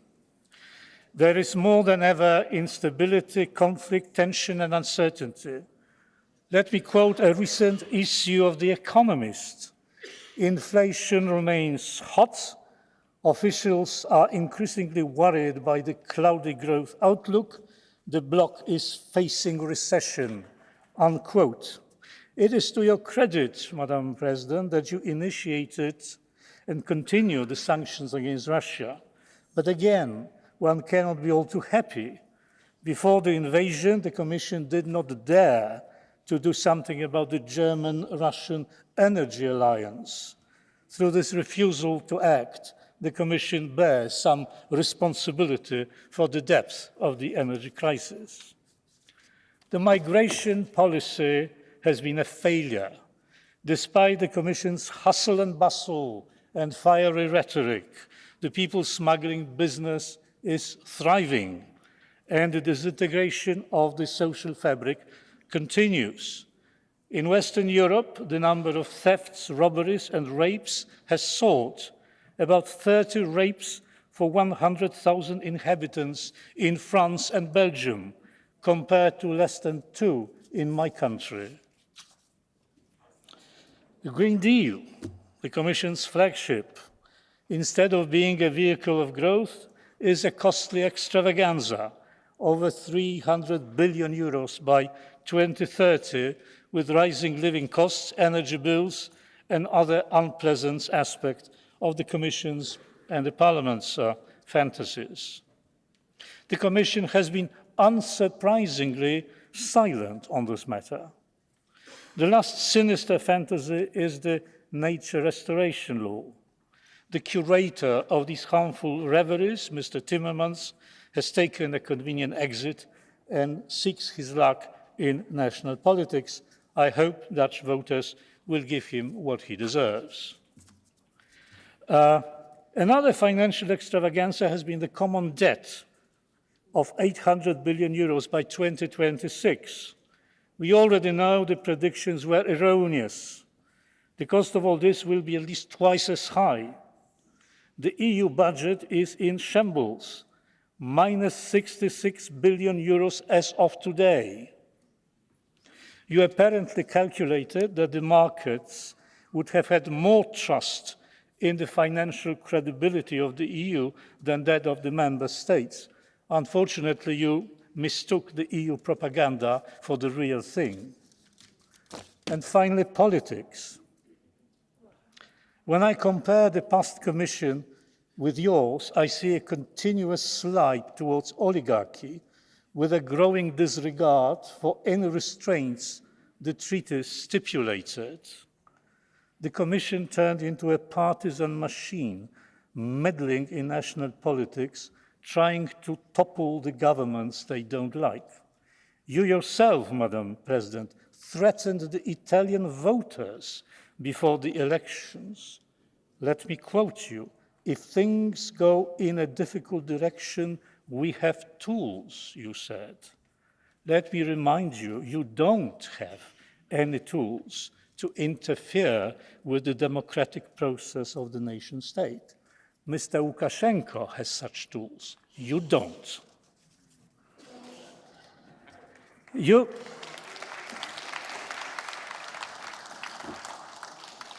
made the rule of law a caricature. There is an old proverb, "Physician, heal thyself." Heal thyself, Madam President. For one thing, let the Commission stop juggling with the legal basis, claiming, for instance, that taxes are not taxes, but contributions, thus sidestepping the necessary procedures. And perhaps start by providing all the documents relevant to the vaccines deal, including the text messages. That would be a good example of how to be a law-abiding person. And the last point, believe it or not, but this Commission will go in history as one that tried to regulate the language of the European Union and to establish a sort of officially sanctioned indoctrination. For instance, by abolishing certain words, such as Christmas. Yes, you withdrew from this idiotic move. But the fact is that the bureaucrats were planning it. A large bunch of the European Commission had been working on how we should speak and how we should avoid the word Christmas. I mean, this is simply outrageous. But this gives us an insight into how the Commission works. And what we see should be a warning to us all. I give the floor now to the President of the ID Group, Marco Zanni, for 2.5 minutes. Grazie, Presidente. Thank you, President. President von der Leyen, I wasn't expecting fireworks from your speech. It was more of an election campaign for you re-standing as president. But even so, I find it rather disheartening to note that the weapons which you talk about as a response to the crisis that the citizens of Europe are living through, what you have at your disposal was rather disappointing. Point by point, the Green Deal, we have a historic opportunity today to be more pragmatic and less utopian. With Timmermans' departure, you have an opportunity to get that transition back on the right track, starting with the basics. Climate change is an area where the problem isn't the EU. The problem isn't European farmers. The problem isn't European businesses. The problem isn't European owners of premises. What we need to do is look at who will be the winners of the transition, the environment, citizens, or will it be China? We need to keep a very close eye on that. You said that it is the Commission's intention to act in relation to this problem with research into combating subsidies. In 2023, does the Commission really need to launch an investigation into that matter? It seems completely clear that China is engaging in unfair competition. My son is not yet 5, can see that. We need the Commission to do its own job to protect our businesses, to impose duties on those who do not respect the rules. The second proposal, which you announced, an inquiry into the impact of bureaucracy, I believe you intending to nominate a kind of special envoy who will be acting as a go-between between you and SMEs. I don't think we need a new envoy. Everyone in this room, the elected members, are envoys representing people. We don't need more inquiries and fine words. We actually need less red tape. Businesses are crying out for fewer laws, better implemented, and more freedom. But that appears not to be the European Commission's priority. Final point, immigration. We've heard all sorts of plans and initiatives, but it doesn't appear that the EU really wants to get to grips with that problem. The weight of migratory flows, which is unsustainable, will be borne by a few countries.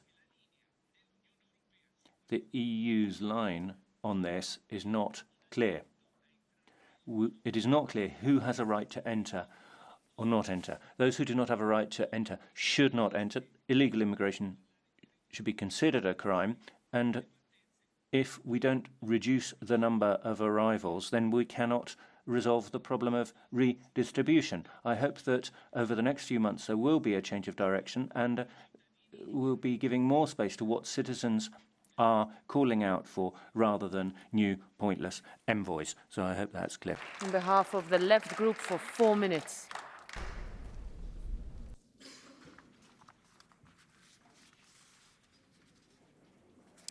Vielen Dank, Frau. Thank you very much, Madam President. Now, political success cannot be measured in soapbox oratory. It's measured by the real-life conditions of the majority of people.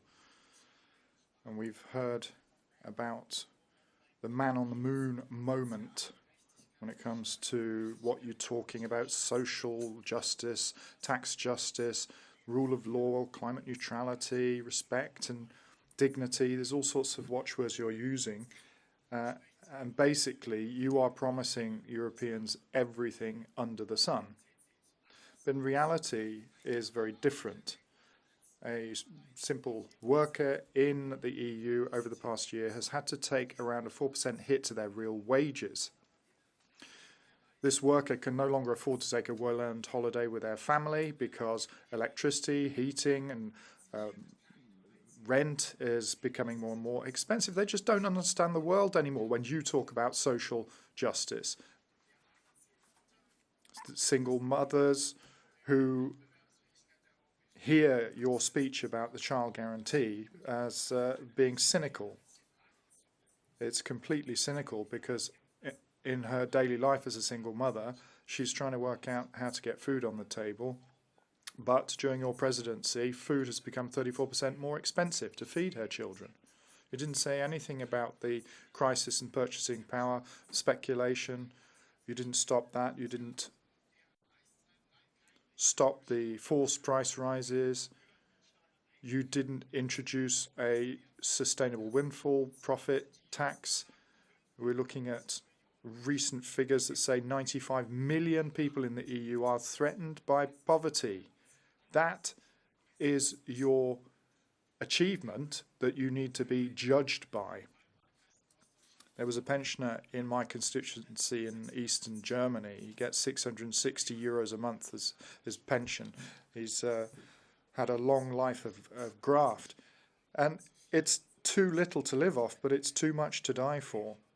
And this is a case of 1 in 4 pensioners in the EU who cannot enjoy a life of dignity. These pensioners' twilight years are just as many light years away from dignity as this European Commission is from the day-to-day life of most people. So we've seen this House of Europe that's been turned into some sort of ramshackle ruin. Your man on the moon for a long time has been in free fall without a parachute, heading towards the hard ground of reality. What do you do?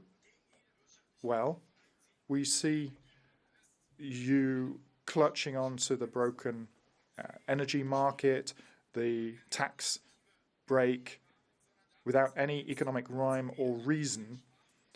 We see this policy of just cutting payments, cutting money.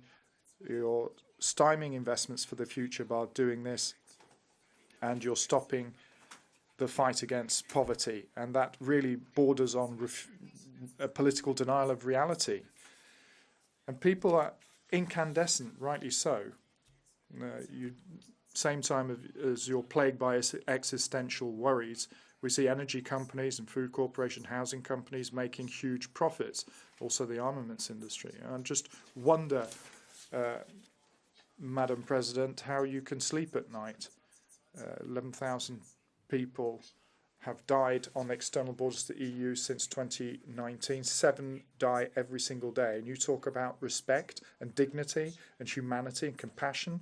Well, looking at the deportation camps, the destruction of families, militarization of the border police and lethal pushbacks have nothing to do with respect and dignity. So stop with your soapbox oratory. Let's have policies once and for all that's going to help the majority of people.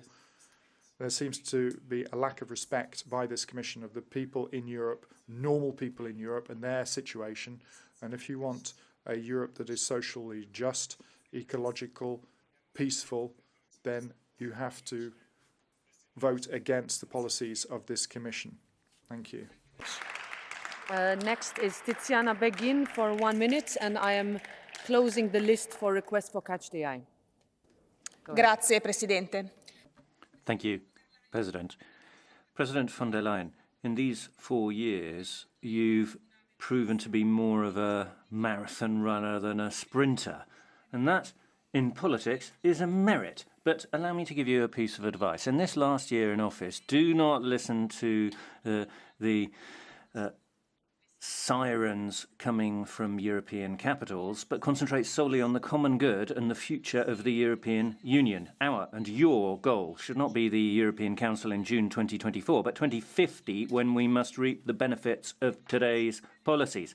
To relaunch Europe, do not take the austerity of 2011-2012 as a model, but the next generation of 2020. The Stability Pact cannot be a copy-paste of past mistakes, but must become the springboard for a greener, more technological, more social and fairer Europe. President, the war in Ukraine is the greatest threat to the futures and lives of European citizens. Let us bring it to an end. Only diplomacy and dialogue can bring peace back to the continent, not weapons. Thank you. Give the floor now back to the President of the European Commission, Ursula von der Leyen, for 5 minutes. Thank you very much. Thank you very much for the replies, and there are a limited number also on additional initiatives. Let me address some of them that have been mentioned here. My first point is on the topic of rule of law. The rule of law is the glue of our union. And we've brought forward the historic Next Generation EU package. because we knew it was of paramount importance that we had to invest in the European Union. This is common European Union taxpayers' money, and therefore there's a strong obligation that we connect it with necessary reforms in the respective member states. And if in member states there are issues of the rule of law, we've connected it to the investment of Next Generation EU, and it is absolutely not acceptable that a member state wants to access the funds of Next Generation EU without having the reforms that we have agreed upon when closing the contract for Next Generation EU. So, if you want to have taxpayers' money as investment in your member state, you have to abide to the rule of law and you have to do the reforms that are necessary. Second point on our defense capabilities. First of all, let me one step backwards, looking at Ukraine. We all know we want peace in Ukraine, but it has to be a just peace and a lasting one. And for that, Ukraine needs security guarantees. Kiev must be able and have the capabilities to deter a new Russian attack. And here Europe comes into play by ensuring Ukraine's long-term security, with strong implications on our defense industry. Europe's defense industry is running at maximum speed, we know this, but it is not enough, because to empower Ukraine's deterrence, we must step up the production of our capabilities, military capabilities. And this is what we're doing with ASAP, for example, the Act in Support of Ammunition Production. And I would like to thank the European Parliament and the Council for passing it in record time. We must also look beyond this ammunition topic, air defense, maritime, space, and cyber, for example. And these capabilities are European by nature. No single member state can alone develop them. So they require European cooperation, not only on research and development, but also on the industrial front. And this is why we will work on a European defense industry strategy to look into how we can support our industry, ramp up the production of critical equipment, of course in synergy with NATO. This is absolutely paramount. No industrial bottleneck should prevent us from protecting Europe and giving our full support for Ukraine. And my third point I wanted to address, because it was mentioned by many of you, is the European Green Deal. Politics is always also personal. During this mandate, since 2019, I was blessed with my family that I had 3 grandchildren. I was not a grandmother before that. And since my mandate, the experience of welcoming 3 little babies to this world changes also the deep conviction that you have for the future of these children, because my perspective is a very limited one. But if I look at these children, or babies, toddlers that they are, when they are in 2030, they will be in school age.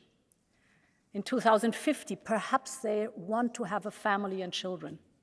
And now I, of course, over and over ask myself, and you do the same, will they have a spring, a summer, a fall, and a winter, like we had it when we were children? How will their future be? Will they be able to have an own family? How will the world be? And I know this is definitely linked also on how we will decide today about the European Green Deal. So what I can only say here in front of you, honorable members, is I am deeply, personally committed to the European Green Deal, because I know it is paramount for our survival, but it is also paramount for our future prosperity if we make it, and we can make it together if we stand united. Thank you very much. Thank you. I give the floor now to the Council, to Minister José Manuel Álvarez Bueno, for 5 minutes.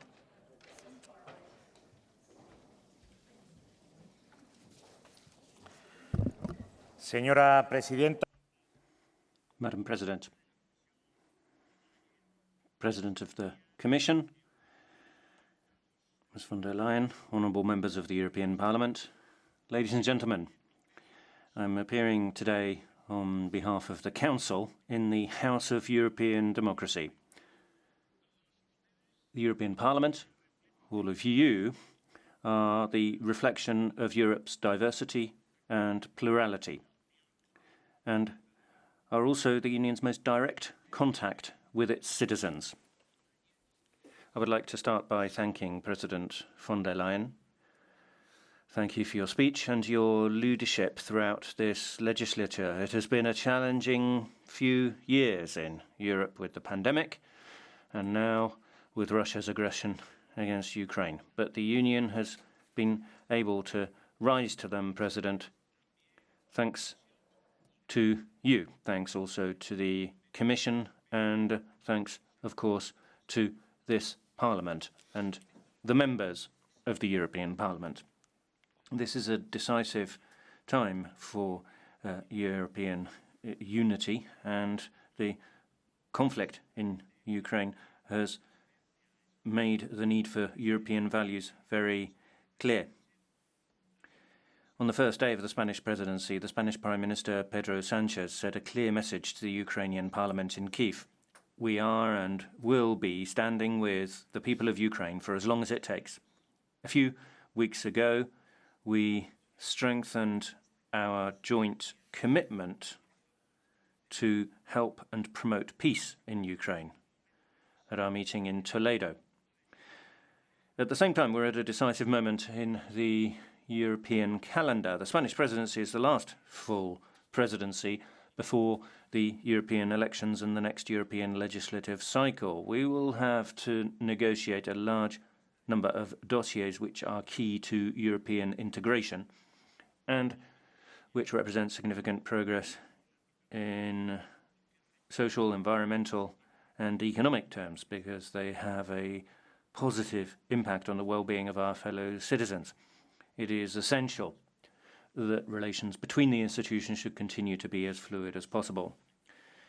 Those relations between Commission, Parliament, and Commission and Parliament are vital to the Council and the Presidency being successful. Aware of this, the Spanish Presidency has begun with the utmost determination, demonstrating the deep pro-European vocation which drives the Spanish government.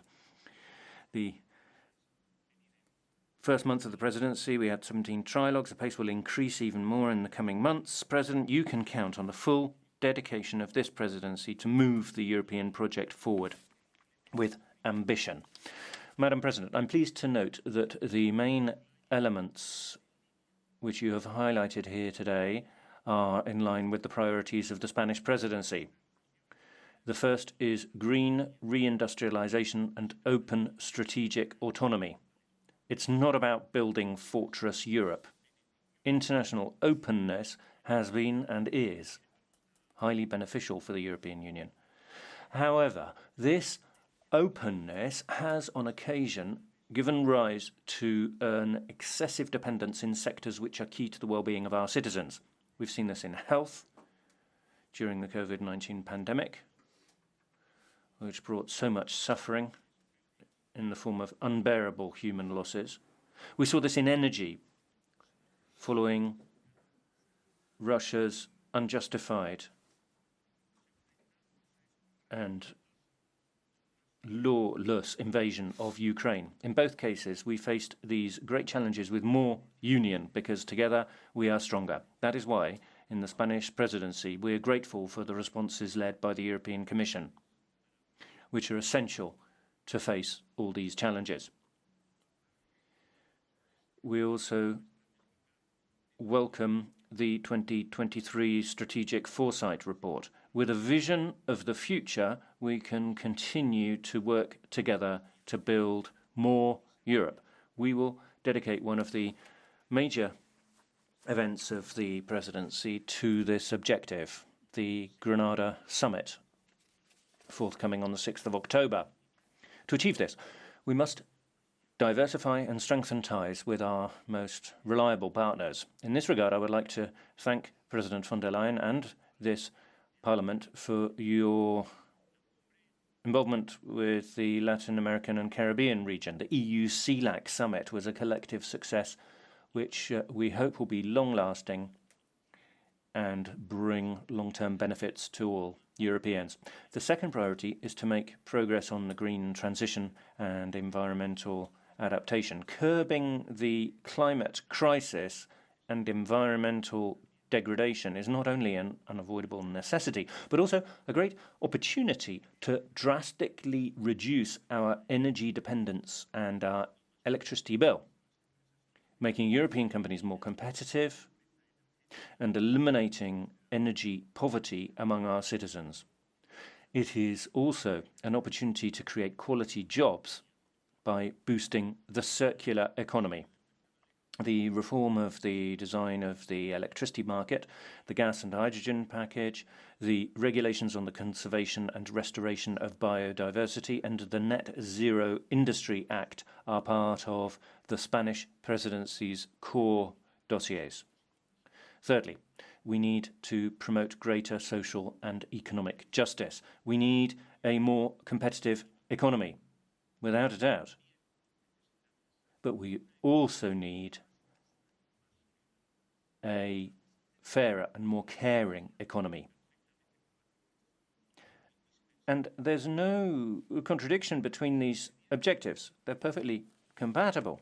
Among the major dossiers in this bloc are the revision of the multi-annual financial framework, as well as reforms of the rules of economic governance. Both are of a structural nature for the European Union. Naturally, the Spanish presidency of the Council will promote and support the efforts of the Commission and the Parliament to achieve a more inclusive union. In that respect, we will make progress on the initiatives and objectives set out in the action plan of the European Pillar of Social Rights, as well as on the adoption of measures in favour of equal treatment between people and their inclusion, paying special attention to gender equality and combating violence against women, as well as children's and disability issues. In that respect, we welcome the proposal for the Disability Card Directive, which was presented by the Commission on the 5th of September, responding to the 87 million Europeans with disabilities to ensure that Europe is just one space for them too. Finally, the fourth priority is to strengthen European unity. Unity is the element that makes everything else possible. Unity is the engine that allows us to move forward. In a context of heightened geopolitical tensions, the EU must remain united. And member states must continue developing tools that will allow us to face together the great challenges of our time. It is crucial that we continue to support Ukraine under the principles of unity and solidarity. It is also essential to offer a real perspective to our partners in the Western Balkans. In the vision of a wider European Union, we must advocate for an optimization of decision-making processes. We must be able to agree, too, on a more efficient and coordinated management of migration and asylum procedures. Humane, orderly, caring and responsible management of migration flows. We cannot let hundreds of thousands of people meet their end in the Mediterranean and we cannot neglect our borders either. Madam President, honourable members, the Spanish presidency is firmly convinced that the future and well-being of all Europeans can only come about through a more united, stronger, more social, more sustainable union that is closer to its citizens. You can count on our full commitment to continue making the Union a project for the future, in which we're all included, women and men, in which all Europeans can see their own faces reflected and no one is left behind. The Spanish presidency, in a nutshell, wants to continue applying European values for the benefit of the people of Europe. Thank you very much for your speech. Madam President, let us continue working together to achieve progress for Europe. Mr. De Lange, for 1.5 minutes. Thank you. With this State of the Union debate, we're looking into the 5th year of this Commission, but it also allows us to look back at the previous 4 ones. And I have to say, it feels like a lifetime. But I mean that in a good way, because in 2019 we knew that we had to embark on a double mission, the green and the digital transitions, to ensure sustainable growth and competitiveness in Europe. But we did not know that soon after we would be fighting an unknown virus. We did not know what awaited us on the 20th. In English, you would say, we manned up. But I think in this House, with good examples of female leadership, I should say, and thank you, by the way, for your words on gender equality. But in this context, I should say we womened up. And in a way, I think the Commission President has still been very modest. Yes, the State of the European Union is strong, but it was also agile. Europe reacted in a speed and in a flexibility that was unprecedented. That is unknown in a number of member states, my own included. And if I look forward to the 5th year of this Commission, and in what also, Philip Lamberts, might be my last participation in a State of the Union debate, let me put aside party politics and simply say this. As elections come nearer, many politicians at home and some in this House, and thank you, Mr. Legutko, for underlining that and then leaving the room, some even in this House will simply blame the EU for everything that is wrong in their eyes. To them, I say, be careful what you wish for. Our common European house is the best thing that happened to us. Don't set it on fire, but man up, women up, and make sure it stands the test of time. Thank you. Thank you, Ms. De Lange. Next is Elisabetta Gualmini for 1.5 minutes. Yes, thank you, Madam President. I'm going to speak in Italian. Cara commissaria, in Europa sono... President, well, many things have changed in Europe during this parliamentary term, and we're very pleased that parts of our socialist and democrat agenda have become parts of your agenda, particularly subsequent to the pandemic. We supported moving the European Union towards solidarity rather than austerity. We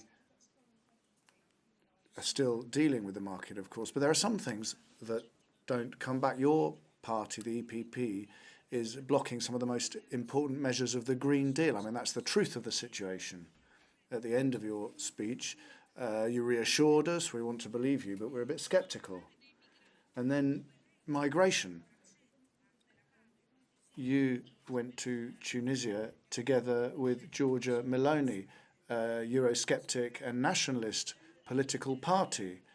You were looking to pay off a dictator so that migrants would stay in Tunisia. I don't think that's an appropriate strategy, arm in arm with a leader who wants to leave the euro,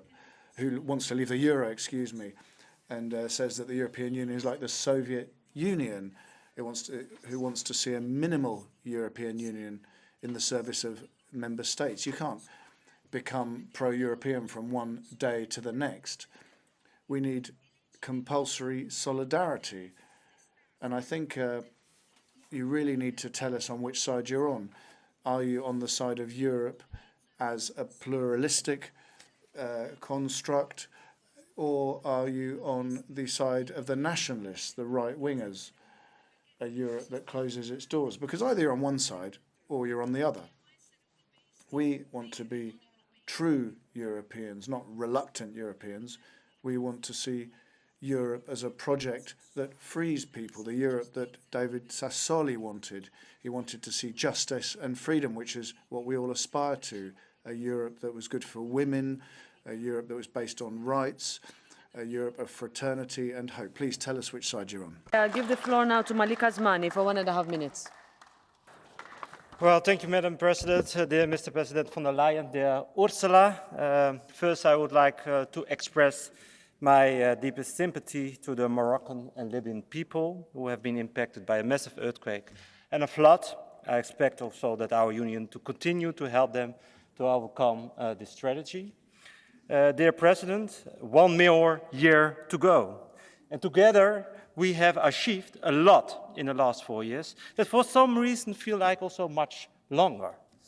My message to you today is, and I know you would agree, do not rest on your laurels. There is more work and less time. If you ask me, this term cannot be successful without quick results from the EU-Tunisia deal. Finishing the Migration Pact, continuous and increased support to Ukraine. We cannot back down in our support for the brave Ukrainian people. And finally, our economy. We need to boost our competitiveness, focus on our industry and small and medium-sized enterprises, and provide access to critical raw materials and enhance our defense capabilities. People throughout Europe continue to struggle with inflation.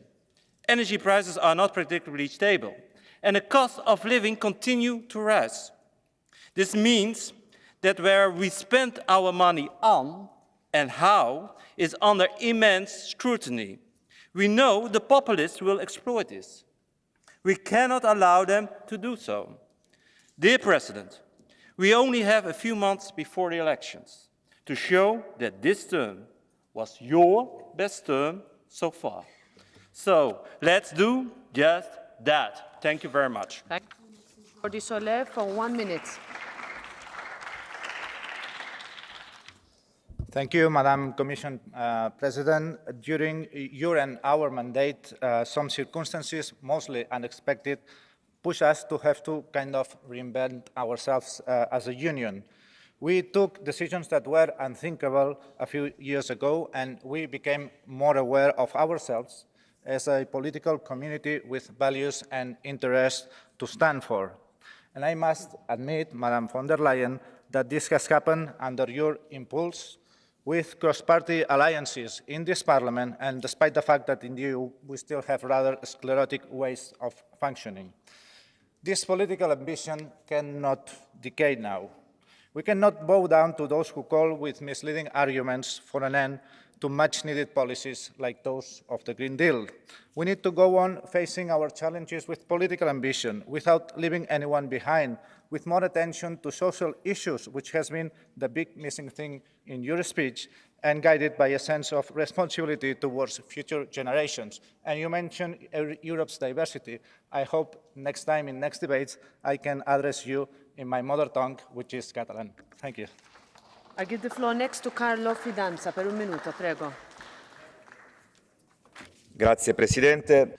Thank you, President. President von der Leyen, well, we've heard a kind of election manifesto, some of which we share, some of which we don't. Some of it's coming very late. Here are our priorities for the coming months. We need to reform economic governance, putting growth and investments at the heart of what we do, and stopping these continual senseless increases in interest rates being put out by the European Central Bank, which are causing inflation and problems. We need to support agriculture and manufacturing. We need to reduce the regulatory proliferation, which is damaging our businesses. We need to bring back our strategic businesses to Europe. And finally, the commitments taken on yesterday by the German and French governments, well, you didn't say anything about that. And that means that we need a clear solution to human trafficking now more than ever. We need to deal with illegal immigration, which is making our cities unsafe. From words to deeds, please. Now Jordan Bardella for 2 minutes. Merci, Madame. Thank you very much, President of Parliament, Madam President von der Leyen. The time for stock-taking has come, but there's a big gap between the words of your speeches and the reality experienced by millions of Europeans. You can see, as president of a respected institution, you are in a cold and weakened institution that people don't believe in anymore. institution that makes speeches, but we're seeing at the same time a reduction of influence of Europe around the world never before seen. Because of the influence of the left, you're now suggesting we should get rid of the combustion engine and weakening our industry. And then you have the farm to fork that is weakening our agriculture as well. The energy market in Europe is being undermined because you're not supporting nuclear, which means that my people in France are having to foot huge bills that affects the most modest, those with the most modest incomes. We can see that there's all sorts of disorder of the future that you're organising today, with people coming from the south, changing our culture and completely changing our way of life. In your own majesty, the European institutions have proffered all sorts of ideas about campaigns of advertising which are undermining the way of life. We see a lack of certainty, COVID, war on our shores once again, artificial intelligence, the demographic challenge, even a challenge to our very civilization that's at risk of disappearing. We have to continue. The European construction has to exist, and we have to find a way of the strength of people. That's the only way we can do this, is have independent, sovereign peoples who can meet the challenges to rival China or the United States. I would encourage people to look at the 6th to the 9th of June, mark it in your diaries. They can do something to change the future. Long live the 9th of June. Go for 1 minute. Gracias, Presidenta. Thank you, President. We have said this to you in the past, Ms. von der Leyen. You are very ingenious at marketing and propaganda. You have treated us to half-truths and zero self-criticism. It all sounds wonderful, though. But there wasn't any time left to talk about the true causes of inflation. The more than 2,000 deaths caused by the EU's migration policy so far this year, or the rise in mortgages caused by the European Central Bank, is so far from the ordinary people of Europe. Your speech was so far from them. Human rights, workers' rights. Didn't hear it once. Economic policy that doesn't squeeze the last drops out of families in order to enrich banks and multinationals. True change that will resolve the energy crisis. There's a proposal missing there for ordinary people. Thank you. For 1 minute. Thank you, dear colleagues. The Union quite differently. Brexit, illegal migration, COVID, the war in Ukraine and the ensuing economic crisis would all have required capable leadership and the right decisions. Instead, we see ad hoc reactions, grandiose, self-congratulating statements, and consequently the loss of credibility. The pointless centralization efforts in all policy areas in Brussels, or the shameful ideological jihad against conservative governments, all create division and weaken Europe.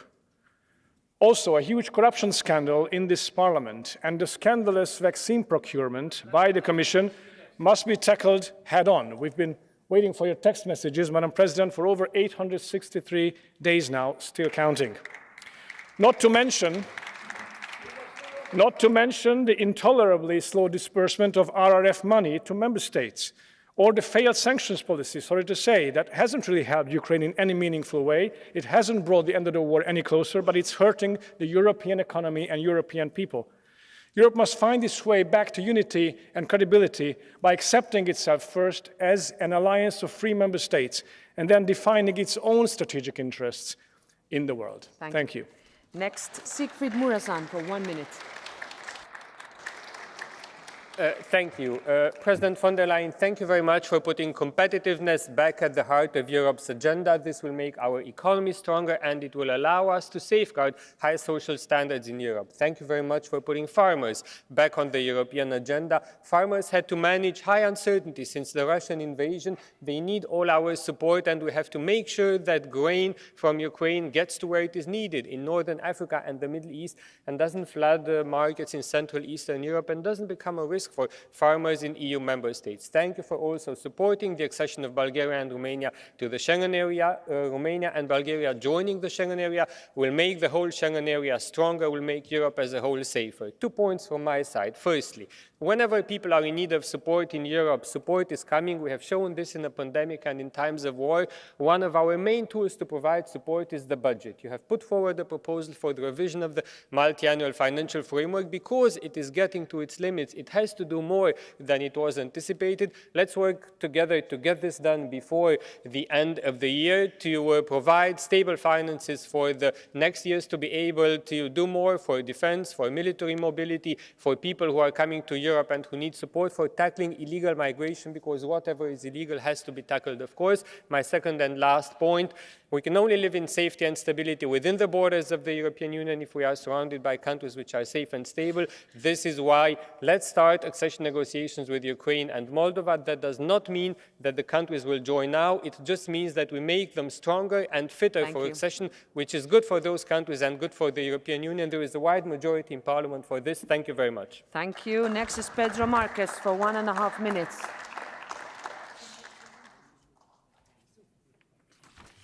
Thank you, Madam President. Today I'll be speaking in my mother tongue, in Portuguese. Senhora Presidente da Comissão.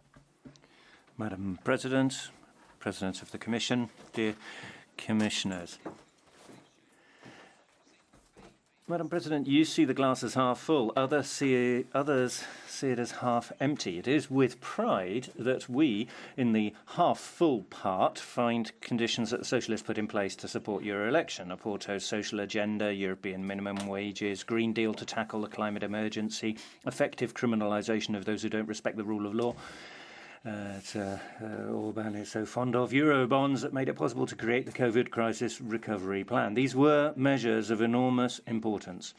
But, Madam President, there is still half a glass to fill, and you have to decide how you want to end your mandate. How are you going to put European policies at the service of those suffering from inflation and rising living and housing costs? Your 1 hour long silence on those who are suffering the most in Europe today was deafening. And as for those suffering on our borders, you talked about the Pact for Migration, but at the same time, you did deals with dictators to export our challenges and didn't say a word about saving lives in the Mediterranean, nor did you say anything about how you intend to push for new economic rules that will help us to avoid recession in Europe, and with a strong priority for social cohesion. But I want to make it clear to you too, we enjoyed listening to you, and I'm sure Mr. Weber did too, giving absolute priority to the Green Deal and restoring nature. So it's up to you, Madam President, to decide how you want to end your term. We need you to put the energy into responding to the living crisis. Europeans are paying attention and the weakest need action. Don't fail to meet the expectations of hundreds of millions of citizens.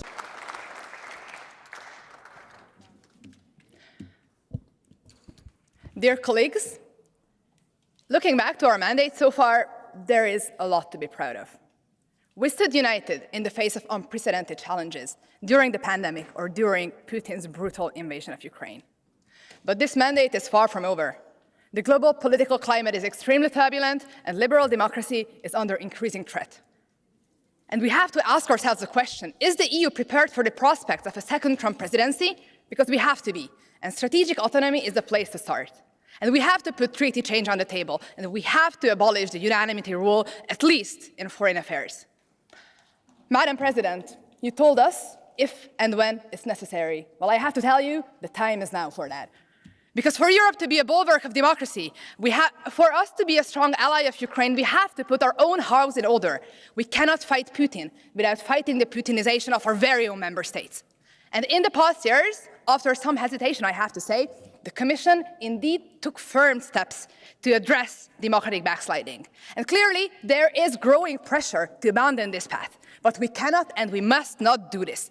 Our values and an unwavering commitment to rule of law action is simply non-negotiable. Colleagues, the world needs Europe's voice and leadership like never before. But Europe is only as strong as our values are. Thank you very much. Maintenant, c'est Marie Toussaint pour 1 minute. Marie Toussaint, 1 minute.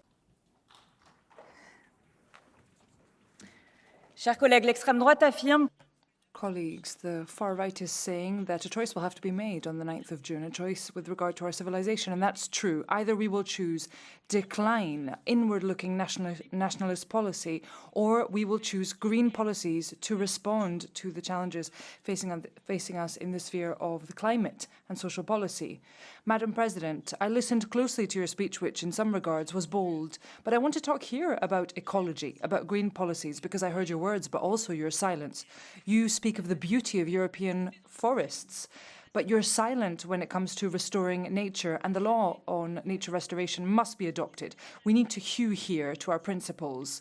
You seem to be trapped in the backward-looking dogma of your political family. But you know that the climate crisis leaves us no choice, and you must understand that. Economic policy must not come above climate policy.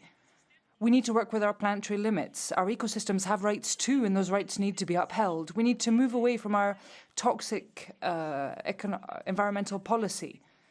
We must ban the exports of chemical substances and pesticides, which we consider to be too dangerous to be authorised for use on the European continent, and we need a law on animal welfare. The fight for ecology is a fight to safeguard the possibility of living on our planet.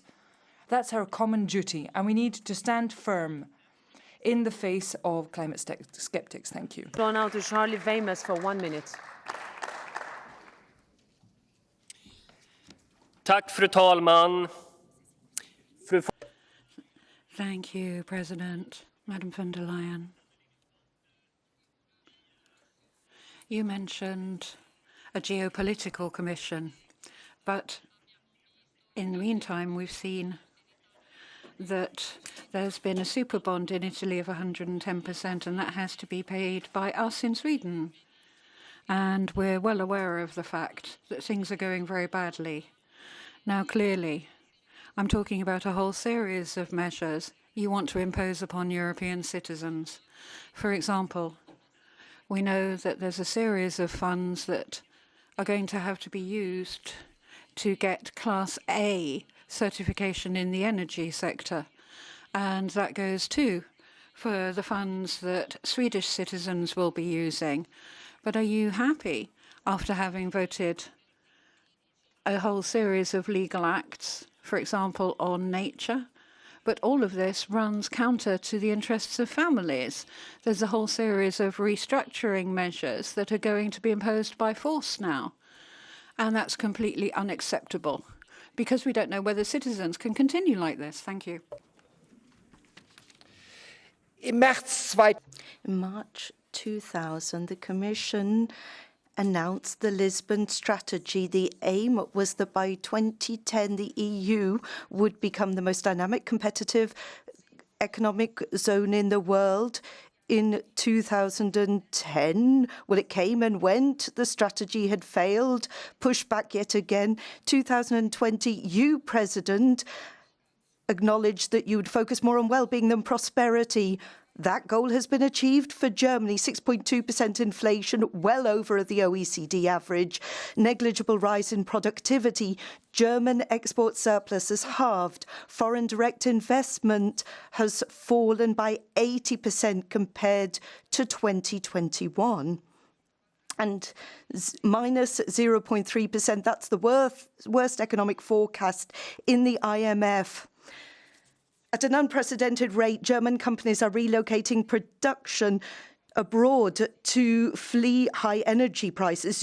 I can acknowledge it, President, you are achieving your goals, but our well-being was better served by the failures of your predecessors than your successors. Is Nikolai Willumsen for 1 minute. Dear Chairman of the Commission, I'm sorry, but reality calls. This should be a matter of the condition of the European Union, not a conservative Our fight for elections should be about normal people in Europe under pressure from rising prices, while energy speculators win a lot of money.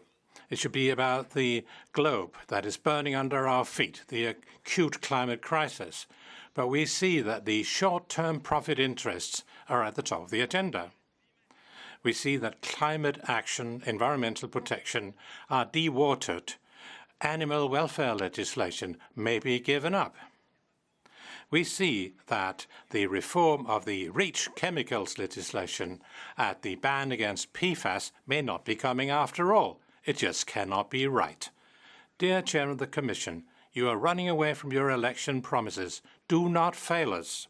Europe needs climate action, animal welfare, and social security. No more broken election promises. Thank you. For 1 minute. Thank you, President. Madame la Présidente, le futur de l'Union est...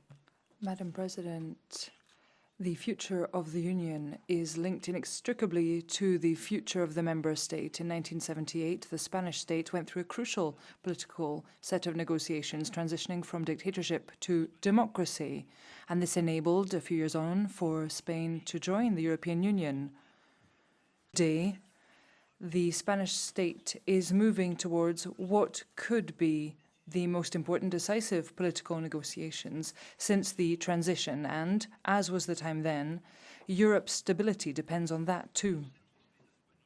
Only if the Spanish state is able to find a solution to its conflict with Catalonia, rooted in human rights, democracy, and the respect relating to civil and political rights, the right to self-determination, will that solution be solid and sustainable. That is why we feel that the European Commission ought to keep a close eye on these negotiations, which are so key, not just to Catalonia, but to the Union and the Spanish state itself.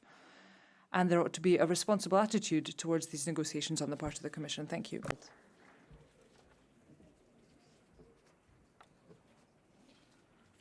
Thank you, President. Dear President von der Leyen, on this occasion of the last debate of the State of the Union of this mandate, let me thank you for your outstanding leadership, namely in the pandemic and the support to Ukraine. You are leading worldwide our fight in Ukraine for democracy and values of human rights, and that is a major achievement for geopolitical European Union. Obrigado, Ursula. Thank you very much, Ursula von der Leyen. I come from a country where inflation linked to high interest rates and Antonio Costa's policy of maximum taxes with minimum services, where 90% of households have mortgages that are on variable rates. And in that country, families and companies are suffering greatly. And for that reason, it's very important, it's of vital importance, that the European Union has a strategy to combat inflation that can actually highlight the fact that the ECB should think again about rising interest rates. We have to do as the US does. We have to have a strategy to combat inflation.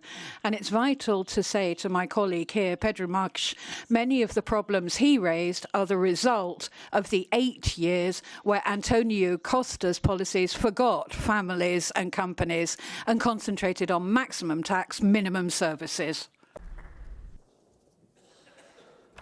Dear President von der Leyen, first I welcome your recognition that Romania and Bulgaria are part of Schengen. Let's say that today is the day for a commitment. Romania and Bulgaria in Schengen by the end of this mandate. Thank you. Second, you mentioned the important role of the European regions. Therefore, it is crucial to have a strong cohesion policy, a strong policy cohesion funding to ensure the convergence of all the regions within the European Union. Third, to continue addressing the challenges of today and tomorrow, a timely agreement on all the components of the MFF revisions is absolutely necessary.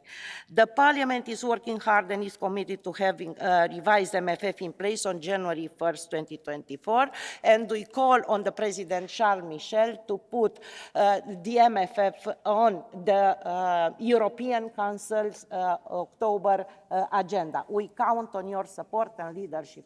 Thank you so much. Thank you very much, Ms. Plum. Next is Nicola Danti for 1 minute. Prego. Grazie, Presidente, signor Presidente della Commissione. Thank you, President. President, we have faced in these years challenges that seemed unthinkable even 4 years ago, and we've managed to deliver responses to COVID, like the recovery plan, managed to respond also to the Ukraine crisis. But of course, there are still huge challenges that await us, and let me mention 3 here. Firstly, Europe may be pushed aside on a world stage. There's a problem of our demographic issues. There's a problem with managing our migration flows. We may still be a great trade power, but we are facing globalization with no rules on a global scale. So there have been measures set out. Again, there should be measures set out against Chinese dumping. Then we want to see Europe step up. We need to be able to face up to the challenges ahead of us. And I would have liked to hear more on treaty reform in this regard from you. Now, strategic responses, and when it comes to protecting our critical material supplies and energy, we have some industrialization, but we need to do more on this as well. We need to find responses, and the response lies in us, Europe, to ensure that we have a model with more solidarity, where we show more leadership on the global stage. Only if we're able to live up to what we did in COVID, we'll be able to face down these challenges. And for 1 minute. Vielen Dank. Thank you. Commission President, I am concerned about Europe's future because far-right Eurosceptics are gaining ground in many countries around Europe and here in this House. It looks like they will start to form majorities and coalitions. It is important that you, as Commission President, do not turn a blind eye to this problem, that you stand up to it. It is true that many people fear for their future, high energy prices, affording accommodation, seeing eroding income, high prices. That working poor, that is what we have for many people in Europe. We need a social policy for all. The EU needs to offer citizens social security. We need the EU minimum income directive to be binding so that action can be taken in Germany. We need to look at companies offering fair jobs, decent work, and that should be a condition for access to EU funding. We need to look at crumbling infrastructure, not allow it to deteriorate further. We would like to see more courageous action in your part and take a stand against, and perhaps take action along the lines of the Anti-Inflation Act in the US. Ik ben optimistisch. I am optimistic. Last year, I was filled with pessimism, skyrocketing energy prices as a result of a transition that had not been properly planned, decimated supply chains as a result of pointless lockdowns, woke movements destroying European values, hyperinflation due to ECB monetary policy. But we have steadied the ship. People have raised their voices. This cannot go on. We have changed course. Realism has gained ground. It has taken root here too. Not just voters have changed their minds. The EPP too has turned away from the left. The German economy is suffering, and so the rest of Europe is. We are at the eve of European elections. We see what's happening in society. Huge change. It is my fervent hope that 9th of June 2024 will herald a new era, an era in which realistic forces in this Parliament will build a new majority, an era in which the EU does what it is supposed to, improve people's lives. We're working on renewal of democracy. So, President, I am optimistic. 1 minute.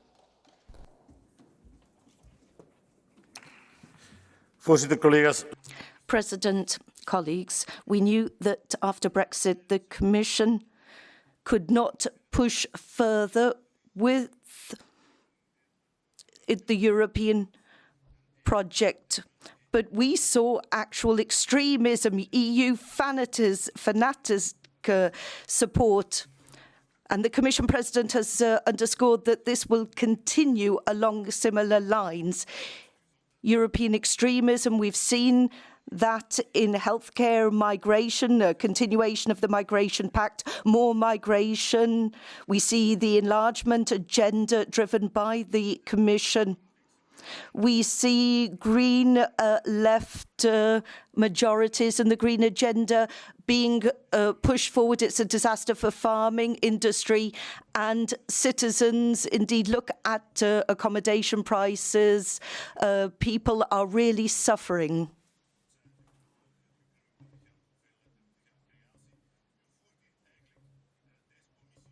The Commission has implemented a great reset, too expansive a programme. The Commission needs to go. We need fewer fanatics and few extreme pro-Europeans. And I hope that was your last State of the Union speech. Alavanos, Lefteris, go ahead.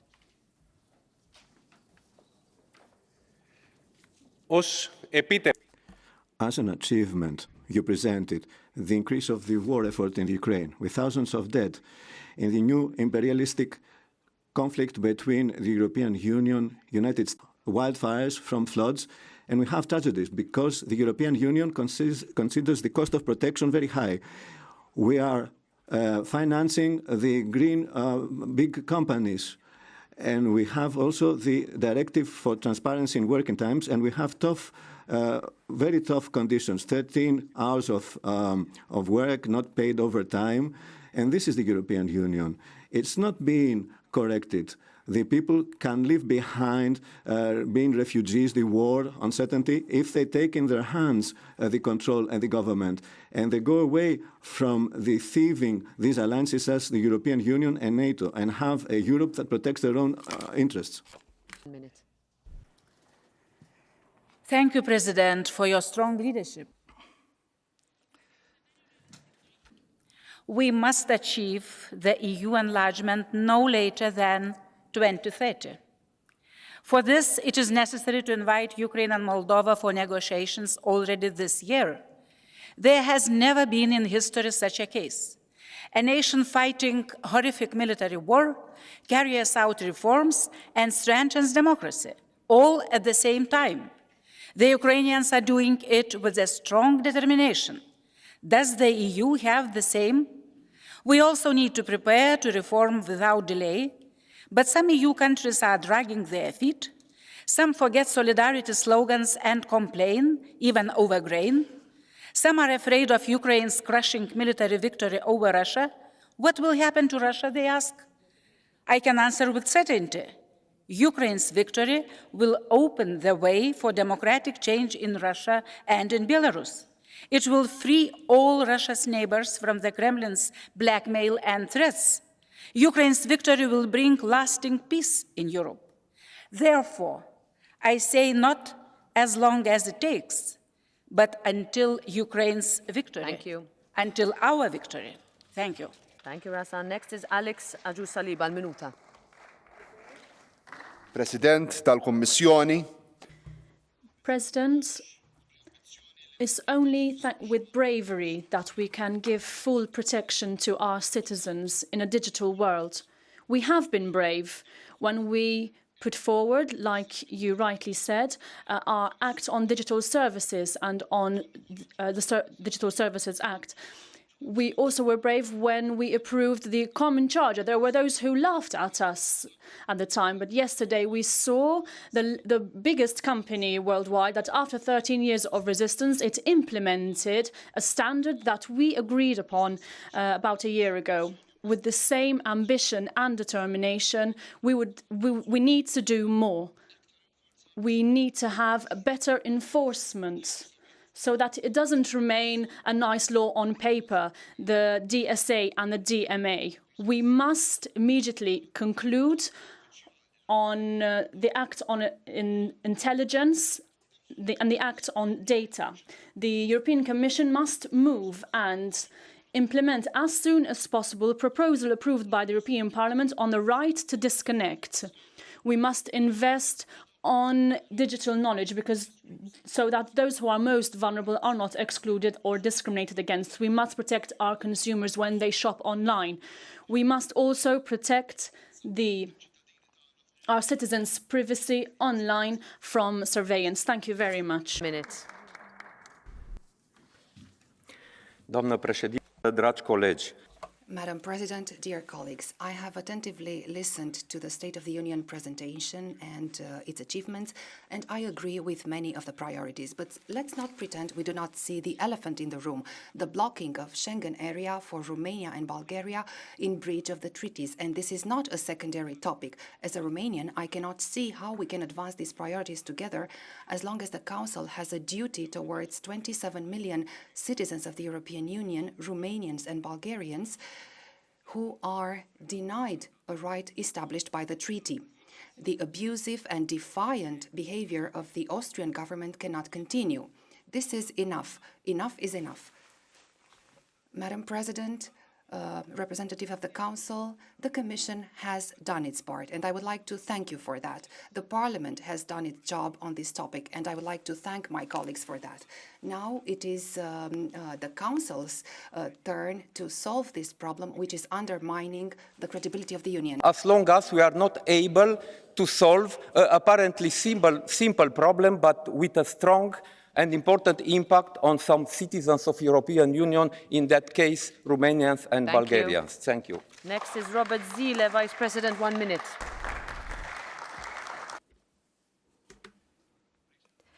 Madam President of the Commission, there were many ambitious points in your speech, which of course belong in such speeches, but we know that people rather believe in deeds. And there are deeds that have been well done. For instance, overcoming the energy crisis last year, providing political and financial support to Ukraine. There are also good commitments, for instance, to strengthen the fight against human trafficking crimes, to admit Ukraine to the EU without calling a convention and undergoing a long process of amending the EU treaties. But in your speech, Madam President, you didn't mention a word about the military capacity of the EU, which is strongly lagging behind our transatlantic partners. And Ukrainians definitely see that. Also, the Eastern European citizens who are living next to the aggressor, the citizens see that global changes are underway. And from a geopolitical point of view, the most important thing is to develop maximum cooperation with our global Western partners. And that would be, in my opinion, a more important message about security at the end of the speech than the invitation to think great, which is a fair paraphrase of let's make Europe great again. I think the accents could have been better put. Thank you. Suur aitäh, austatud president von der Leyen, head kolleegid. Thank you, Ms. von der Leyen. I'll speak Estonian. In your opening speech today, you gave the example of wanting children to grow up in a clean environment, and you highlighted the importance of the Green Deal. It is true, children need a healthy environment, but when it comes to the Green Deal, they are not foolish. You are not foolish. Look at the figures. 4% of CO2 added to the environment comes from human activity, and the percentage, the European proportion is 7% there. And when it comes to children, What is most important is something you mentioned in your speech, migration and technology. Yet I didn't hear anything about democracy in your speech. I heard someone say, we need migrants, we need immigrants. No, we need our own children.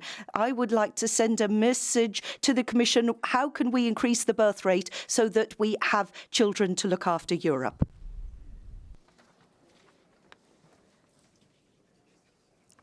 President, in your speech you told that it is the moment for the EU to answer the call of history.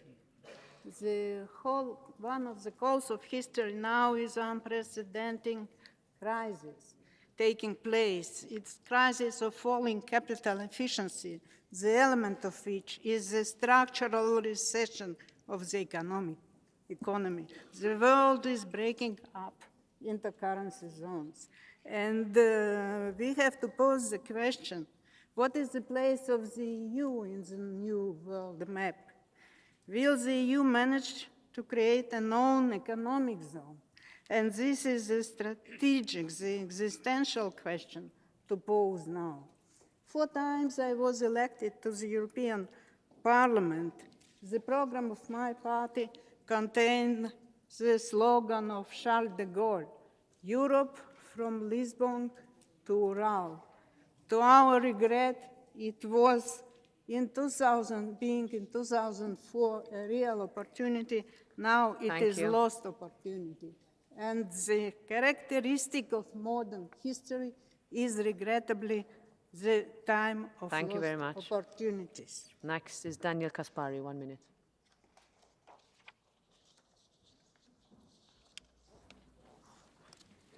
In den vergangenen 4 In the last 4 years, very difficult years, we've achieved a lot together.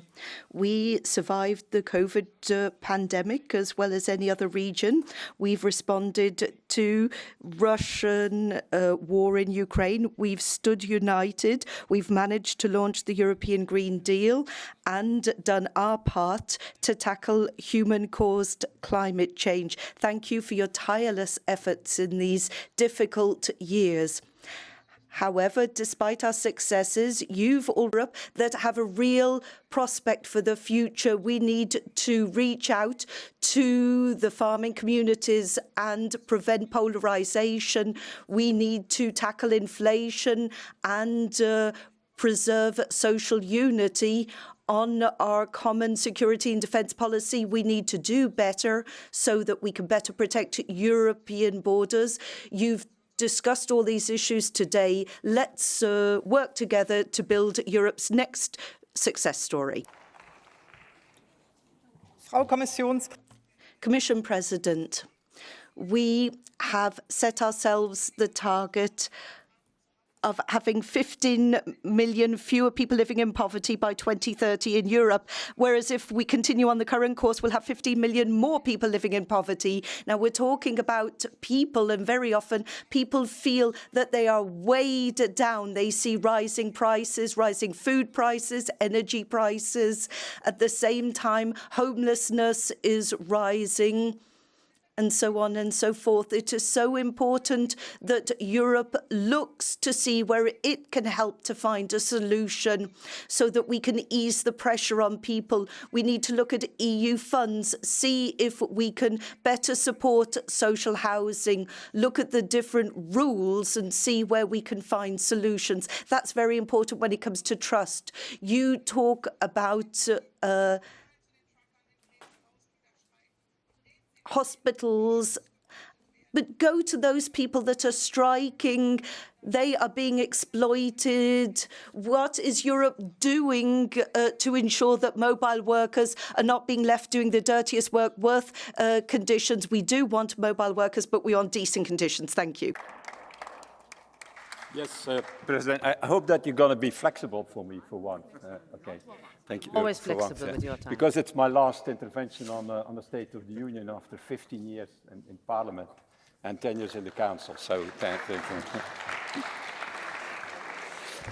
I have to tell you, Mr. President, that I missed something, and I'm really in disagreement with you on one thing. So I missed something, that was the European Defence Union. And that's more than the common production of ammunition for Ukraine. Can you imagine that we are in the same situation in a war with Ukraine, with Trump coming back as a president, and without having the backing of NATO? So European Defence Union is absolutely clear and necessary for the future. And the second thing, where I'm in complete disagreement with you, and you're the first president of the Commission who tried to do that, that is your suggestion to decouple the enlargement of the European Union with the deepening of the European Union. Yeah, you said, let's try with 30, with 35, with 36. I can tell you, see you a European Union before your eyes with 35, 36 commissioners or something like that. We have already no tasks for them today with 27. Or secondly, can you imagine a European Union with, still the unanimity rule? You said, yeah, but we managed it. You managed it. Let's give the examples. Migration. Migration, we managed it, is breakthrough because we skipped the unanimity.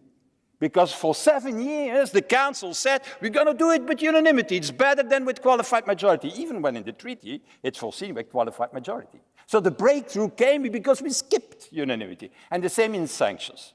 And Mr. Zelensky, the president of Ukraine, is right. He's saying that the counteroffensive of Ukraine goes with a speed light compared to the sanction policy of the European Union. We are not capable anymore to decide on additional sanctions against Russia because of unanimity in the European Union, because 1 or 2 countries are opposing it.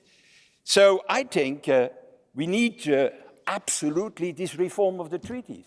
And in my opinion, I ask in any way the Spanish presidency by the end of the year, when they open the negotiations with the candidate member state, not to do it if at the same time we don't open also the debate on the reform of the treaties. Okay. Thank you very much. Next is Harald Wilimski for 1 minute. Thank you, President. Ladies and gentlemen, in German, we tend to say you shouldn't pat yourself on your back. And that is what is happening here this morning. You're ignoring the disastrous state of affairs in the European Union. Give me this opportunity to pick up on a few areas where the EU has failed. Peace, freedom, prosperity. Peace.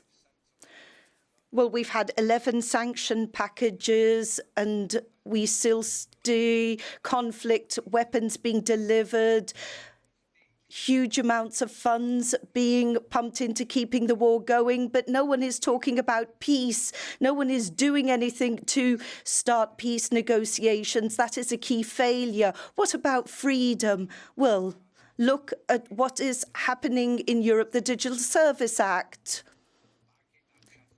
The fact that cash is being eroded and where people are struggling, fearing for their future, struggling to make ends meet. It cannot continue in this way. And what about prosperity? Well, inflation is in double digits. We saw the ridiculous lockdown policy during COVID, ridiculous payments to Ukraine. The Europeans are picking up the tab. US, Russia, they're all turning over a profit, but we've completely failed. And no one is acknowledging that. So we should not be rubbing our hands in glee, patting ourselves in the back. We should acknowledge failures.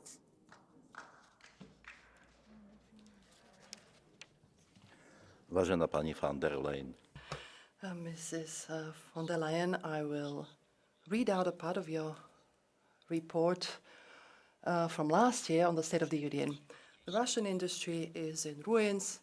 Aeroflot is grounding its planes because they do not have spare parts. Russian army takes chips from dishwashers and washing machines to repair their technology. But what is the reality? Your German tanks are burning on the Russian front lines. 10,000s of Slavic people are dying, and the Russian economy is not in a catastrophic state. We all know what is the true reason behind this war. It's Mrs. von der Leyen knows it, Mrs. Metsola knows it, our Commissioner Šefčovič knows this. The Vice President of the European Parliament, Mr. Šimečka, knows it. Even though he doesn't know anything, he wouldn't even greet an older colleague from Slovakia. If my father would not if my son would not greet him, I would really slap him in the face very hard. So what is behind it? The effort of the United States to occupy Europe, to occupy the world, to occupy ports in the Black Sea and the Crimean Peninsula. Let's start discussing peace, and we will get rid of the problems in Europe. Thank you very much. To Andrzej Halicki for 1 minute. Pani prezydent, pani przewodnicząca, szanowni. Madam President, colleagues,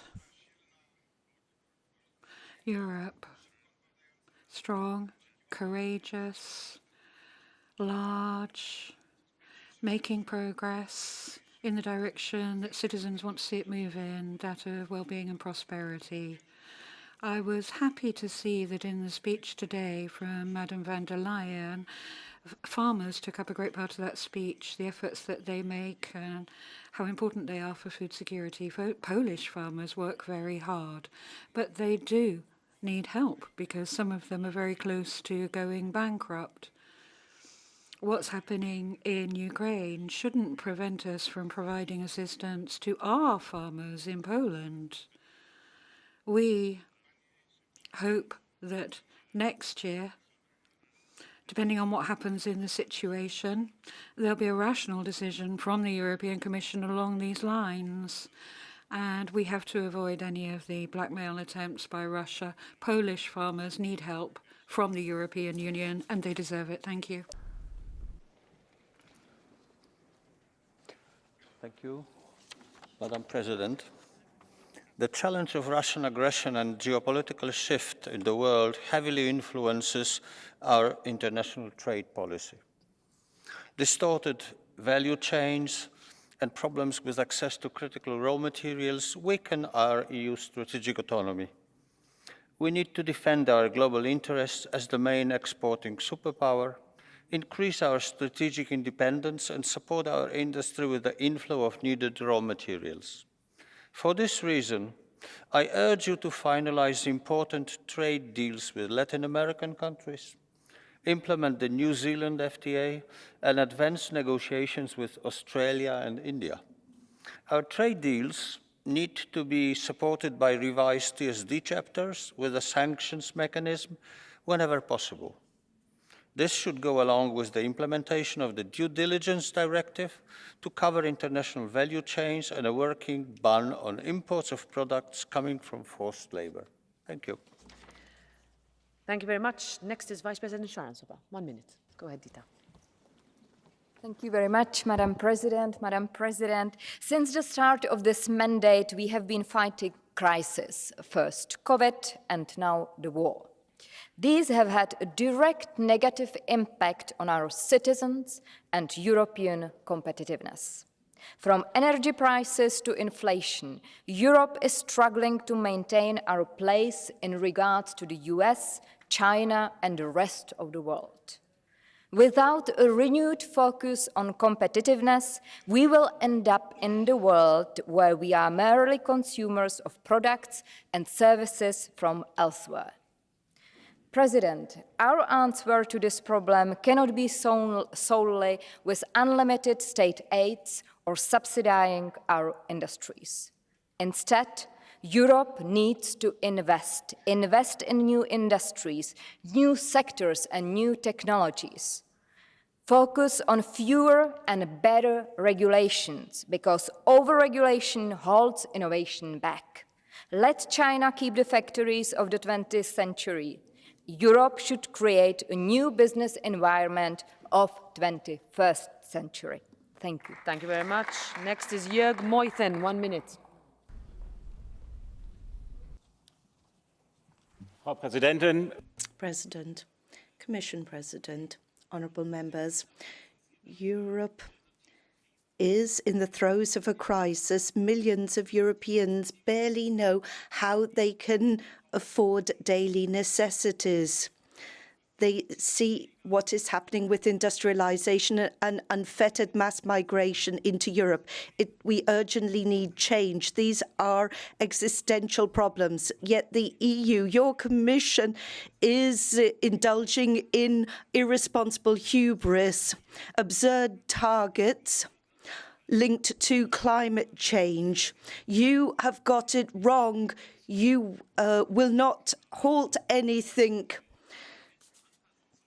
You will fail in your efforts on climate change, and you need to take the right measures. We need to adapt our society to climate change. You have focused on a single task, and you are tackling it in the wrong way, and the EU may falter as a whole, and that is what would be historic. Your Excellencies, you have lied to us. You have repeatedly lied to us. You are humiliating and fooling us constantly.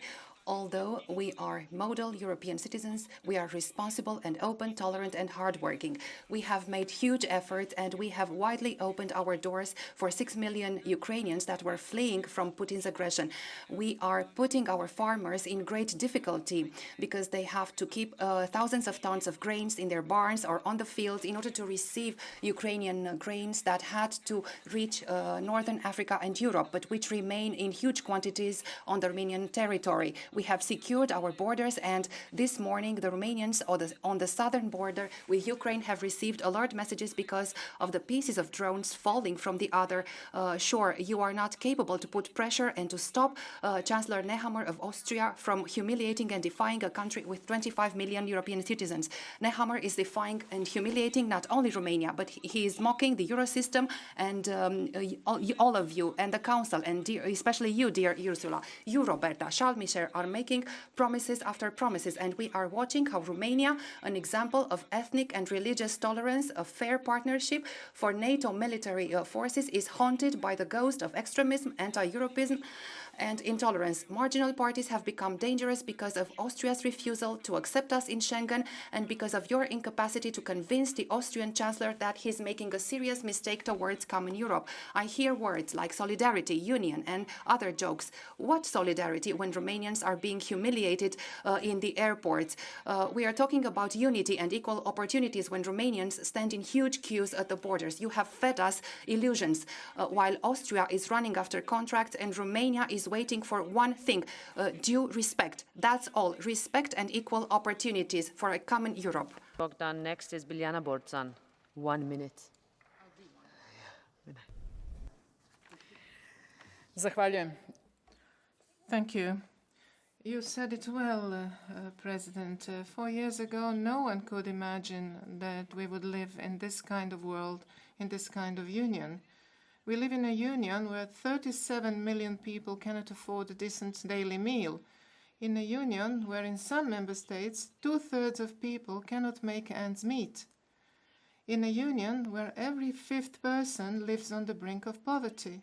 On the other hand, we live in a union where companies worth millions pay very low taxes. And the citizens in my country, Croatia, and in other countries feel that for every crisis, the bill is passed on to them, either through higher prices or lower quality. Your promises about a social union, based on which we gave you our trust 4 years ago, is now more important than ever. We cannot leave our citizens to the mercy of the market. The EU must work for its citizens. Thank you. Den Beer, 1 minute. Thank you, Biljana. Geopolitisch befinden. In geopolitical terms, we are facing difficulties. Parliament, Council and Commission stood united in the face of Russia's war of aggression in Ukraine. I would like to have seen more such unity in other areas and recognition of Parliament's role. A strong Parliament is vital for a strong EU within and beyond its borders to ensure prosperity and competitiveness in Europe. We need to protect the middle classes, SMEs. They are the backbone to ensure a sovereign, open Europe. We cannot allow too much red tape to weigh on our economies. 4 years ago, Mrs. von der Leyen, you talked about freeing SMEs from excessive red tape, one in, one out, but we don't really see the red tape being cut. We have the SME package, but it's come far too late. We need to give fresh impetus to our economy and a future to our citizens. 1 minute. Thank you, Madam President. Thank you, President von der Leyen. I agree with you in the challenges facing us, and you have our support. But today I have to talk about the seriousness of what's happening in Spain, which is currently chairing council. It's unusual, unheard of, for the Prime Minister not to appear in this chamber to defend the priorities of the Spanish presidency. And he's not doing that because of where his interests lie. He doesn't want to debate in public what he's deciding and negotiating on in private. Piedmont is asking for an amnesty as an exchange for him becoming Prime Minister, and it means to of law. The European People's Party is not going to stay silent while the Prime Minister thinks about ceding to this attack on rule of law. The possible avoidance of his electoral defeat can't lead to the humiliation of Spain. Thank you. Son, 1 minute. Tack, fru talman, kommissionens ordförande. Thank you, President, Commission President. Well, we have seen climate change, flooding, heat waves all across the EU. We've seen the rise in food prices as well as energy prices as well. Violence is on the rise against women. In fact, there's been a rollback when it comes to gender parity in the EU. So now we need to think about the kind of world that we're going to be leaving to our children and grandchildren. And so I support what President von der Leyen has said. We need to move forward, push forward on the Green Deal, despite the Conservatives in this House. Despite everything that's being done in Sweden, we need to carry on pushing against climate change. We need to think of our climate objectives from here until 2040. And what's more, we're going to need to fight against violence against women. Thank you very much for what you said. It's important. No means no. Thank you. Thank you, Madam President. President von der Leyen, you said today in this chamber that rule of law is the pillar and foundation of our union, but we know that there are countries that gradually have downgraded their democracies, and we've only acted when it's too late. Now we have major challenges facing us, economic challenges, social, environmental challenges, but believe me, Madam President, there is no State of the Union if there isn't rule of law. And we have seen countries that have blocked the way in which judges are appointed because he can't control them. And it is thinking about not taking people to court in order to get votes. They are undermining the rule of law to stay in power. And I'm not talking about Hungary. I'm not talking about Poland. I'm talking about the country that is now the rotating chair of the Council. So please listen to the SOS from millions of Spanish citizens, European citizens. I would ask you that you should think about acting on this. You can't say we haven't warned you. 1 minute.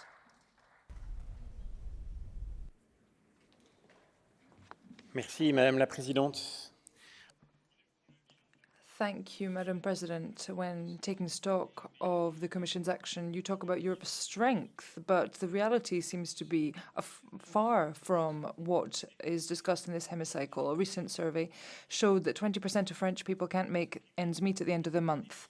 There are people across Europe going hungry, eating fewer meals to make sure that they can make ends meet, people struggling to pay their energy bills. But despite this, the Commission has simply multiplied the red tape weighing on citizens.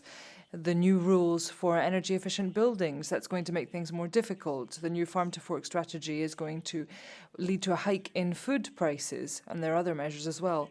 You talked at length about power. You talked about wind turbines, but you didn't say a single word about nuclear, though this is a key source of accessible energy in Europe. You talk about cutting back on red tape, but red tape has simply increased over the past few years. All of these constraints serve to make us more dependent on other countries across the world who aren't facing the same constraints. We'll be turning to China to buy our electric vehicles, and we won't be able to push for the recovery of our economy unless we try to seek better education opportunities for our young people rather than pushing for qualified migration, as you said. Our role is to support families and not continue to further destabilize our countries. We need to lean on the talents, the skills of our citizens and our countries in order to get back to the prosperity and the strength of our continent. But for this to be the case, we're going to need to keep our eyes open. Thank you. I keep saying 1 minute, but I'm not doing very well. Gracias, Presidenta. Thank you, Madam President. Madam President of the Commission, Mr. Vasquez, in this chamber we're having a debate on State of Union, not the disastrous state of your respective parties and the elections. We've shown solidarity in overcoming crises over the last years, and the European Union has become strengthened. Despite what the far right is saying, the European Union has felt protected. Citizens are asking for more Europe, less nationalism. We've moved towards a health union. We've overcome the taboo of common debt to rebuild our societies. Faced with the war of Putin, we've also moved towards an energy union and open strategic autonomy. Now, because of the Spanish presidency, we should have a migration pact on irregular migration and regular migration, which we need. We've managed to strengthen gender equality and protect the planet, particularly with the regulation on nature restoration. I do hope, Madam, that you will manage to ensure that the EPP can, in fact, move away from the hands of the far right and move back to the normal European centre. President Delors said that when the President and the Commission go hand in hand, then the building of Europe works properly. Let's hope that that's the case, and we can do that under the Spanish presidency. Let's move forward together. Thank you. Angelika Winzig for 1 minute. Geschätzte Frau President, economic trends in Europe are moving in a dangerous direction. Lower energy prices, less red tape, and the like make other markets more appealing for European companies looking to invest. Even SMEs are exploring fresh investment elsewhere. And it is high time, therefore, that we talk about Europe's competitiveness. Otherwise, the Green Deal is doomed to failure. It needs to be implemented with greater economic nous, by the way. President, you talked about measures for industrial transformation and the SME relief package. I welcome those announcements. We cannot allow leave industry in the lurch, because if industry is strong, then we'll all do well. Next 1 minute. Vielen Dank. Thank you, President. Unfortunately, I have to say that I was not won over by your speech. I suspect that citizens will feel quite helpless. We hear a few announcements shortly before the elections. How is all this to be implemented? Nothing tangible for citizens in these difficult times. You say you've implemented 90% of your agenda, but there are some failures there. Women on boards. Why did that fail? Well, because of the CDU-CSU in Germany. Well, it was being blocked for so long, and now finally that impasse has been broken thanks to the new government in Germany. And you said nothing about far-right extremism. That is a real shame, because we see them come to the power in many more governments in Europe, and that's because your party is involved in those coalitions. We see that social rights are being eroded, access to abortion, for example. The EPP is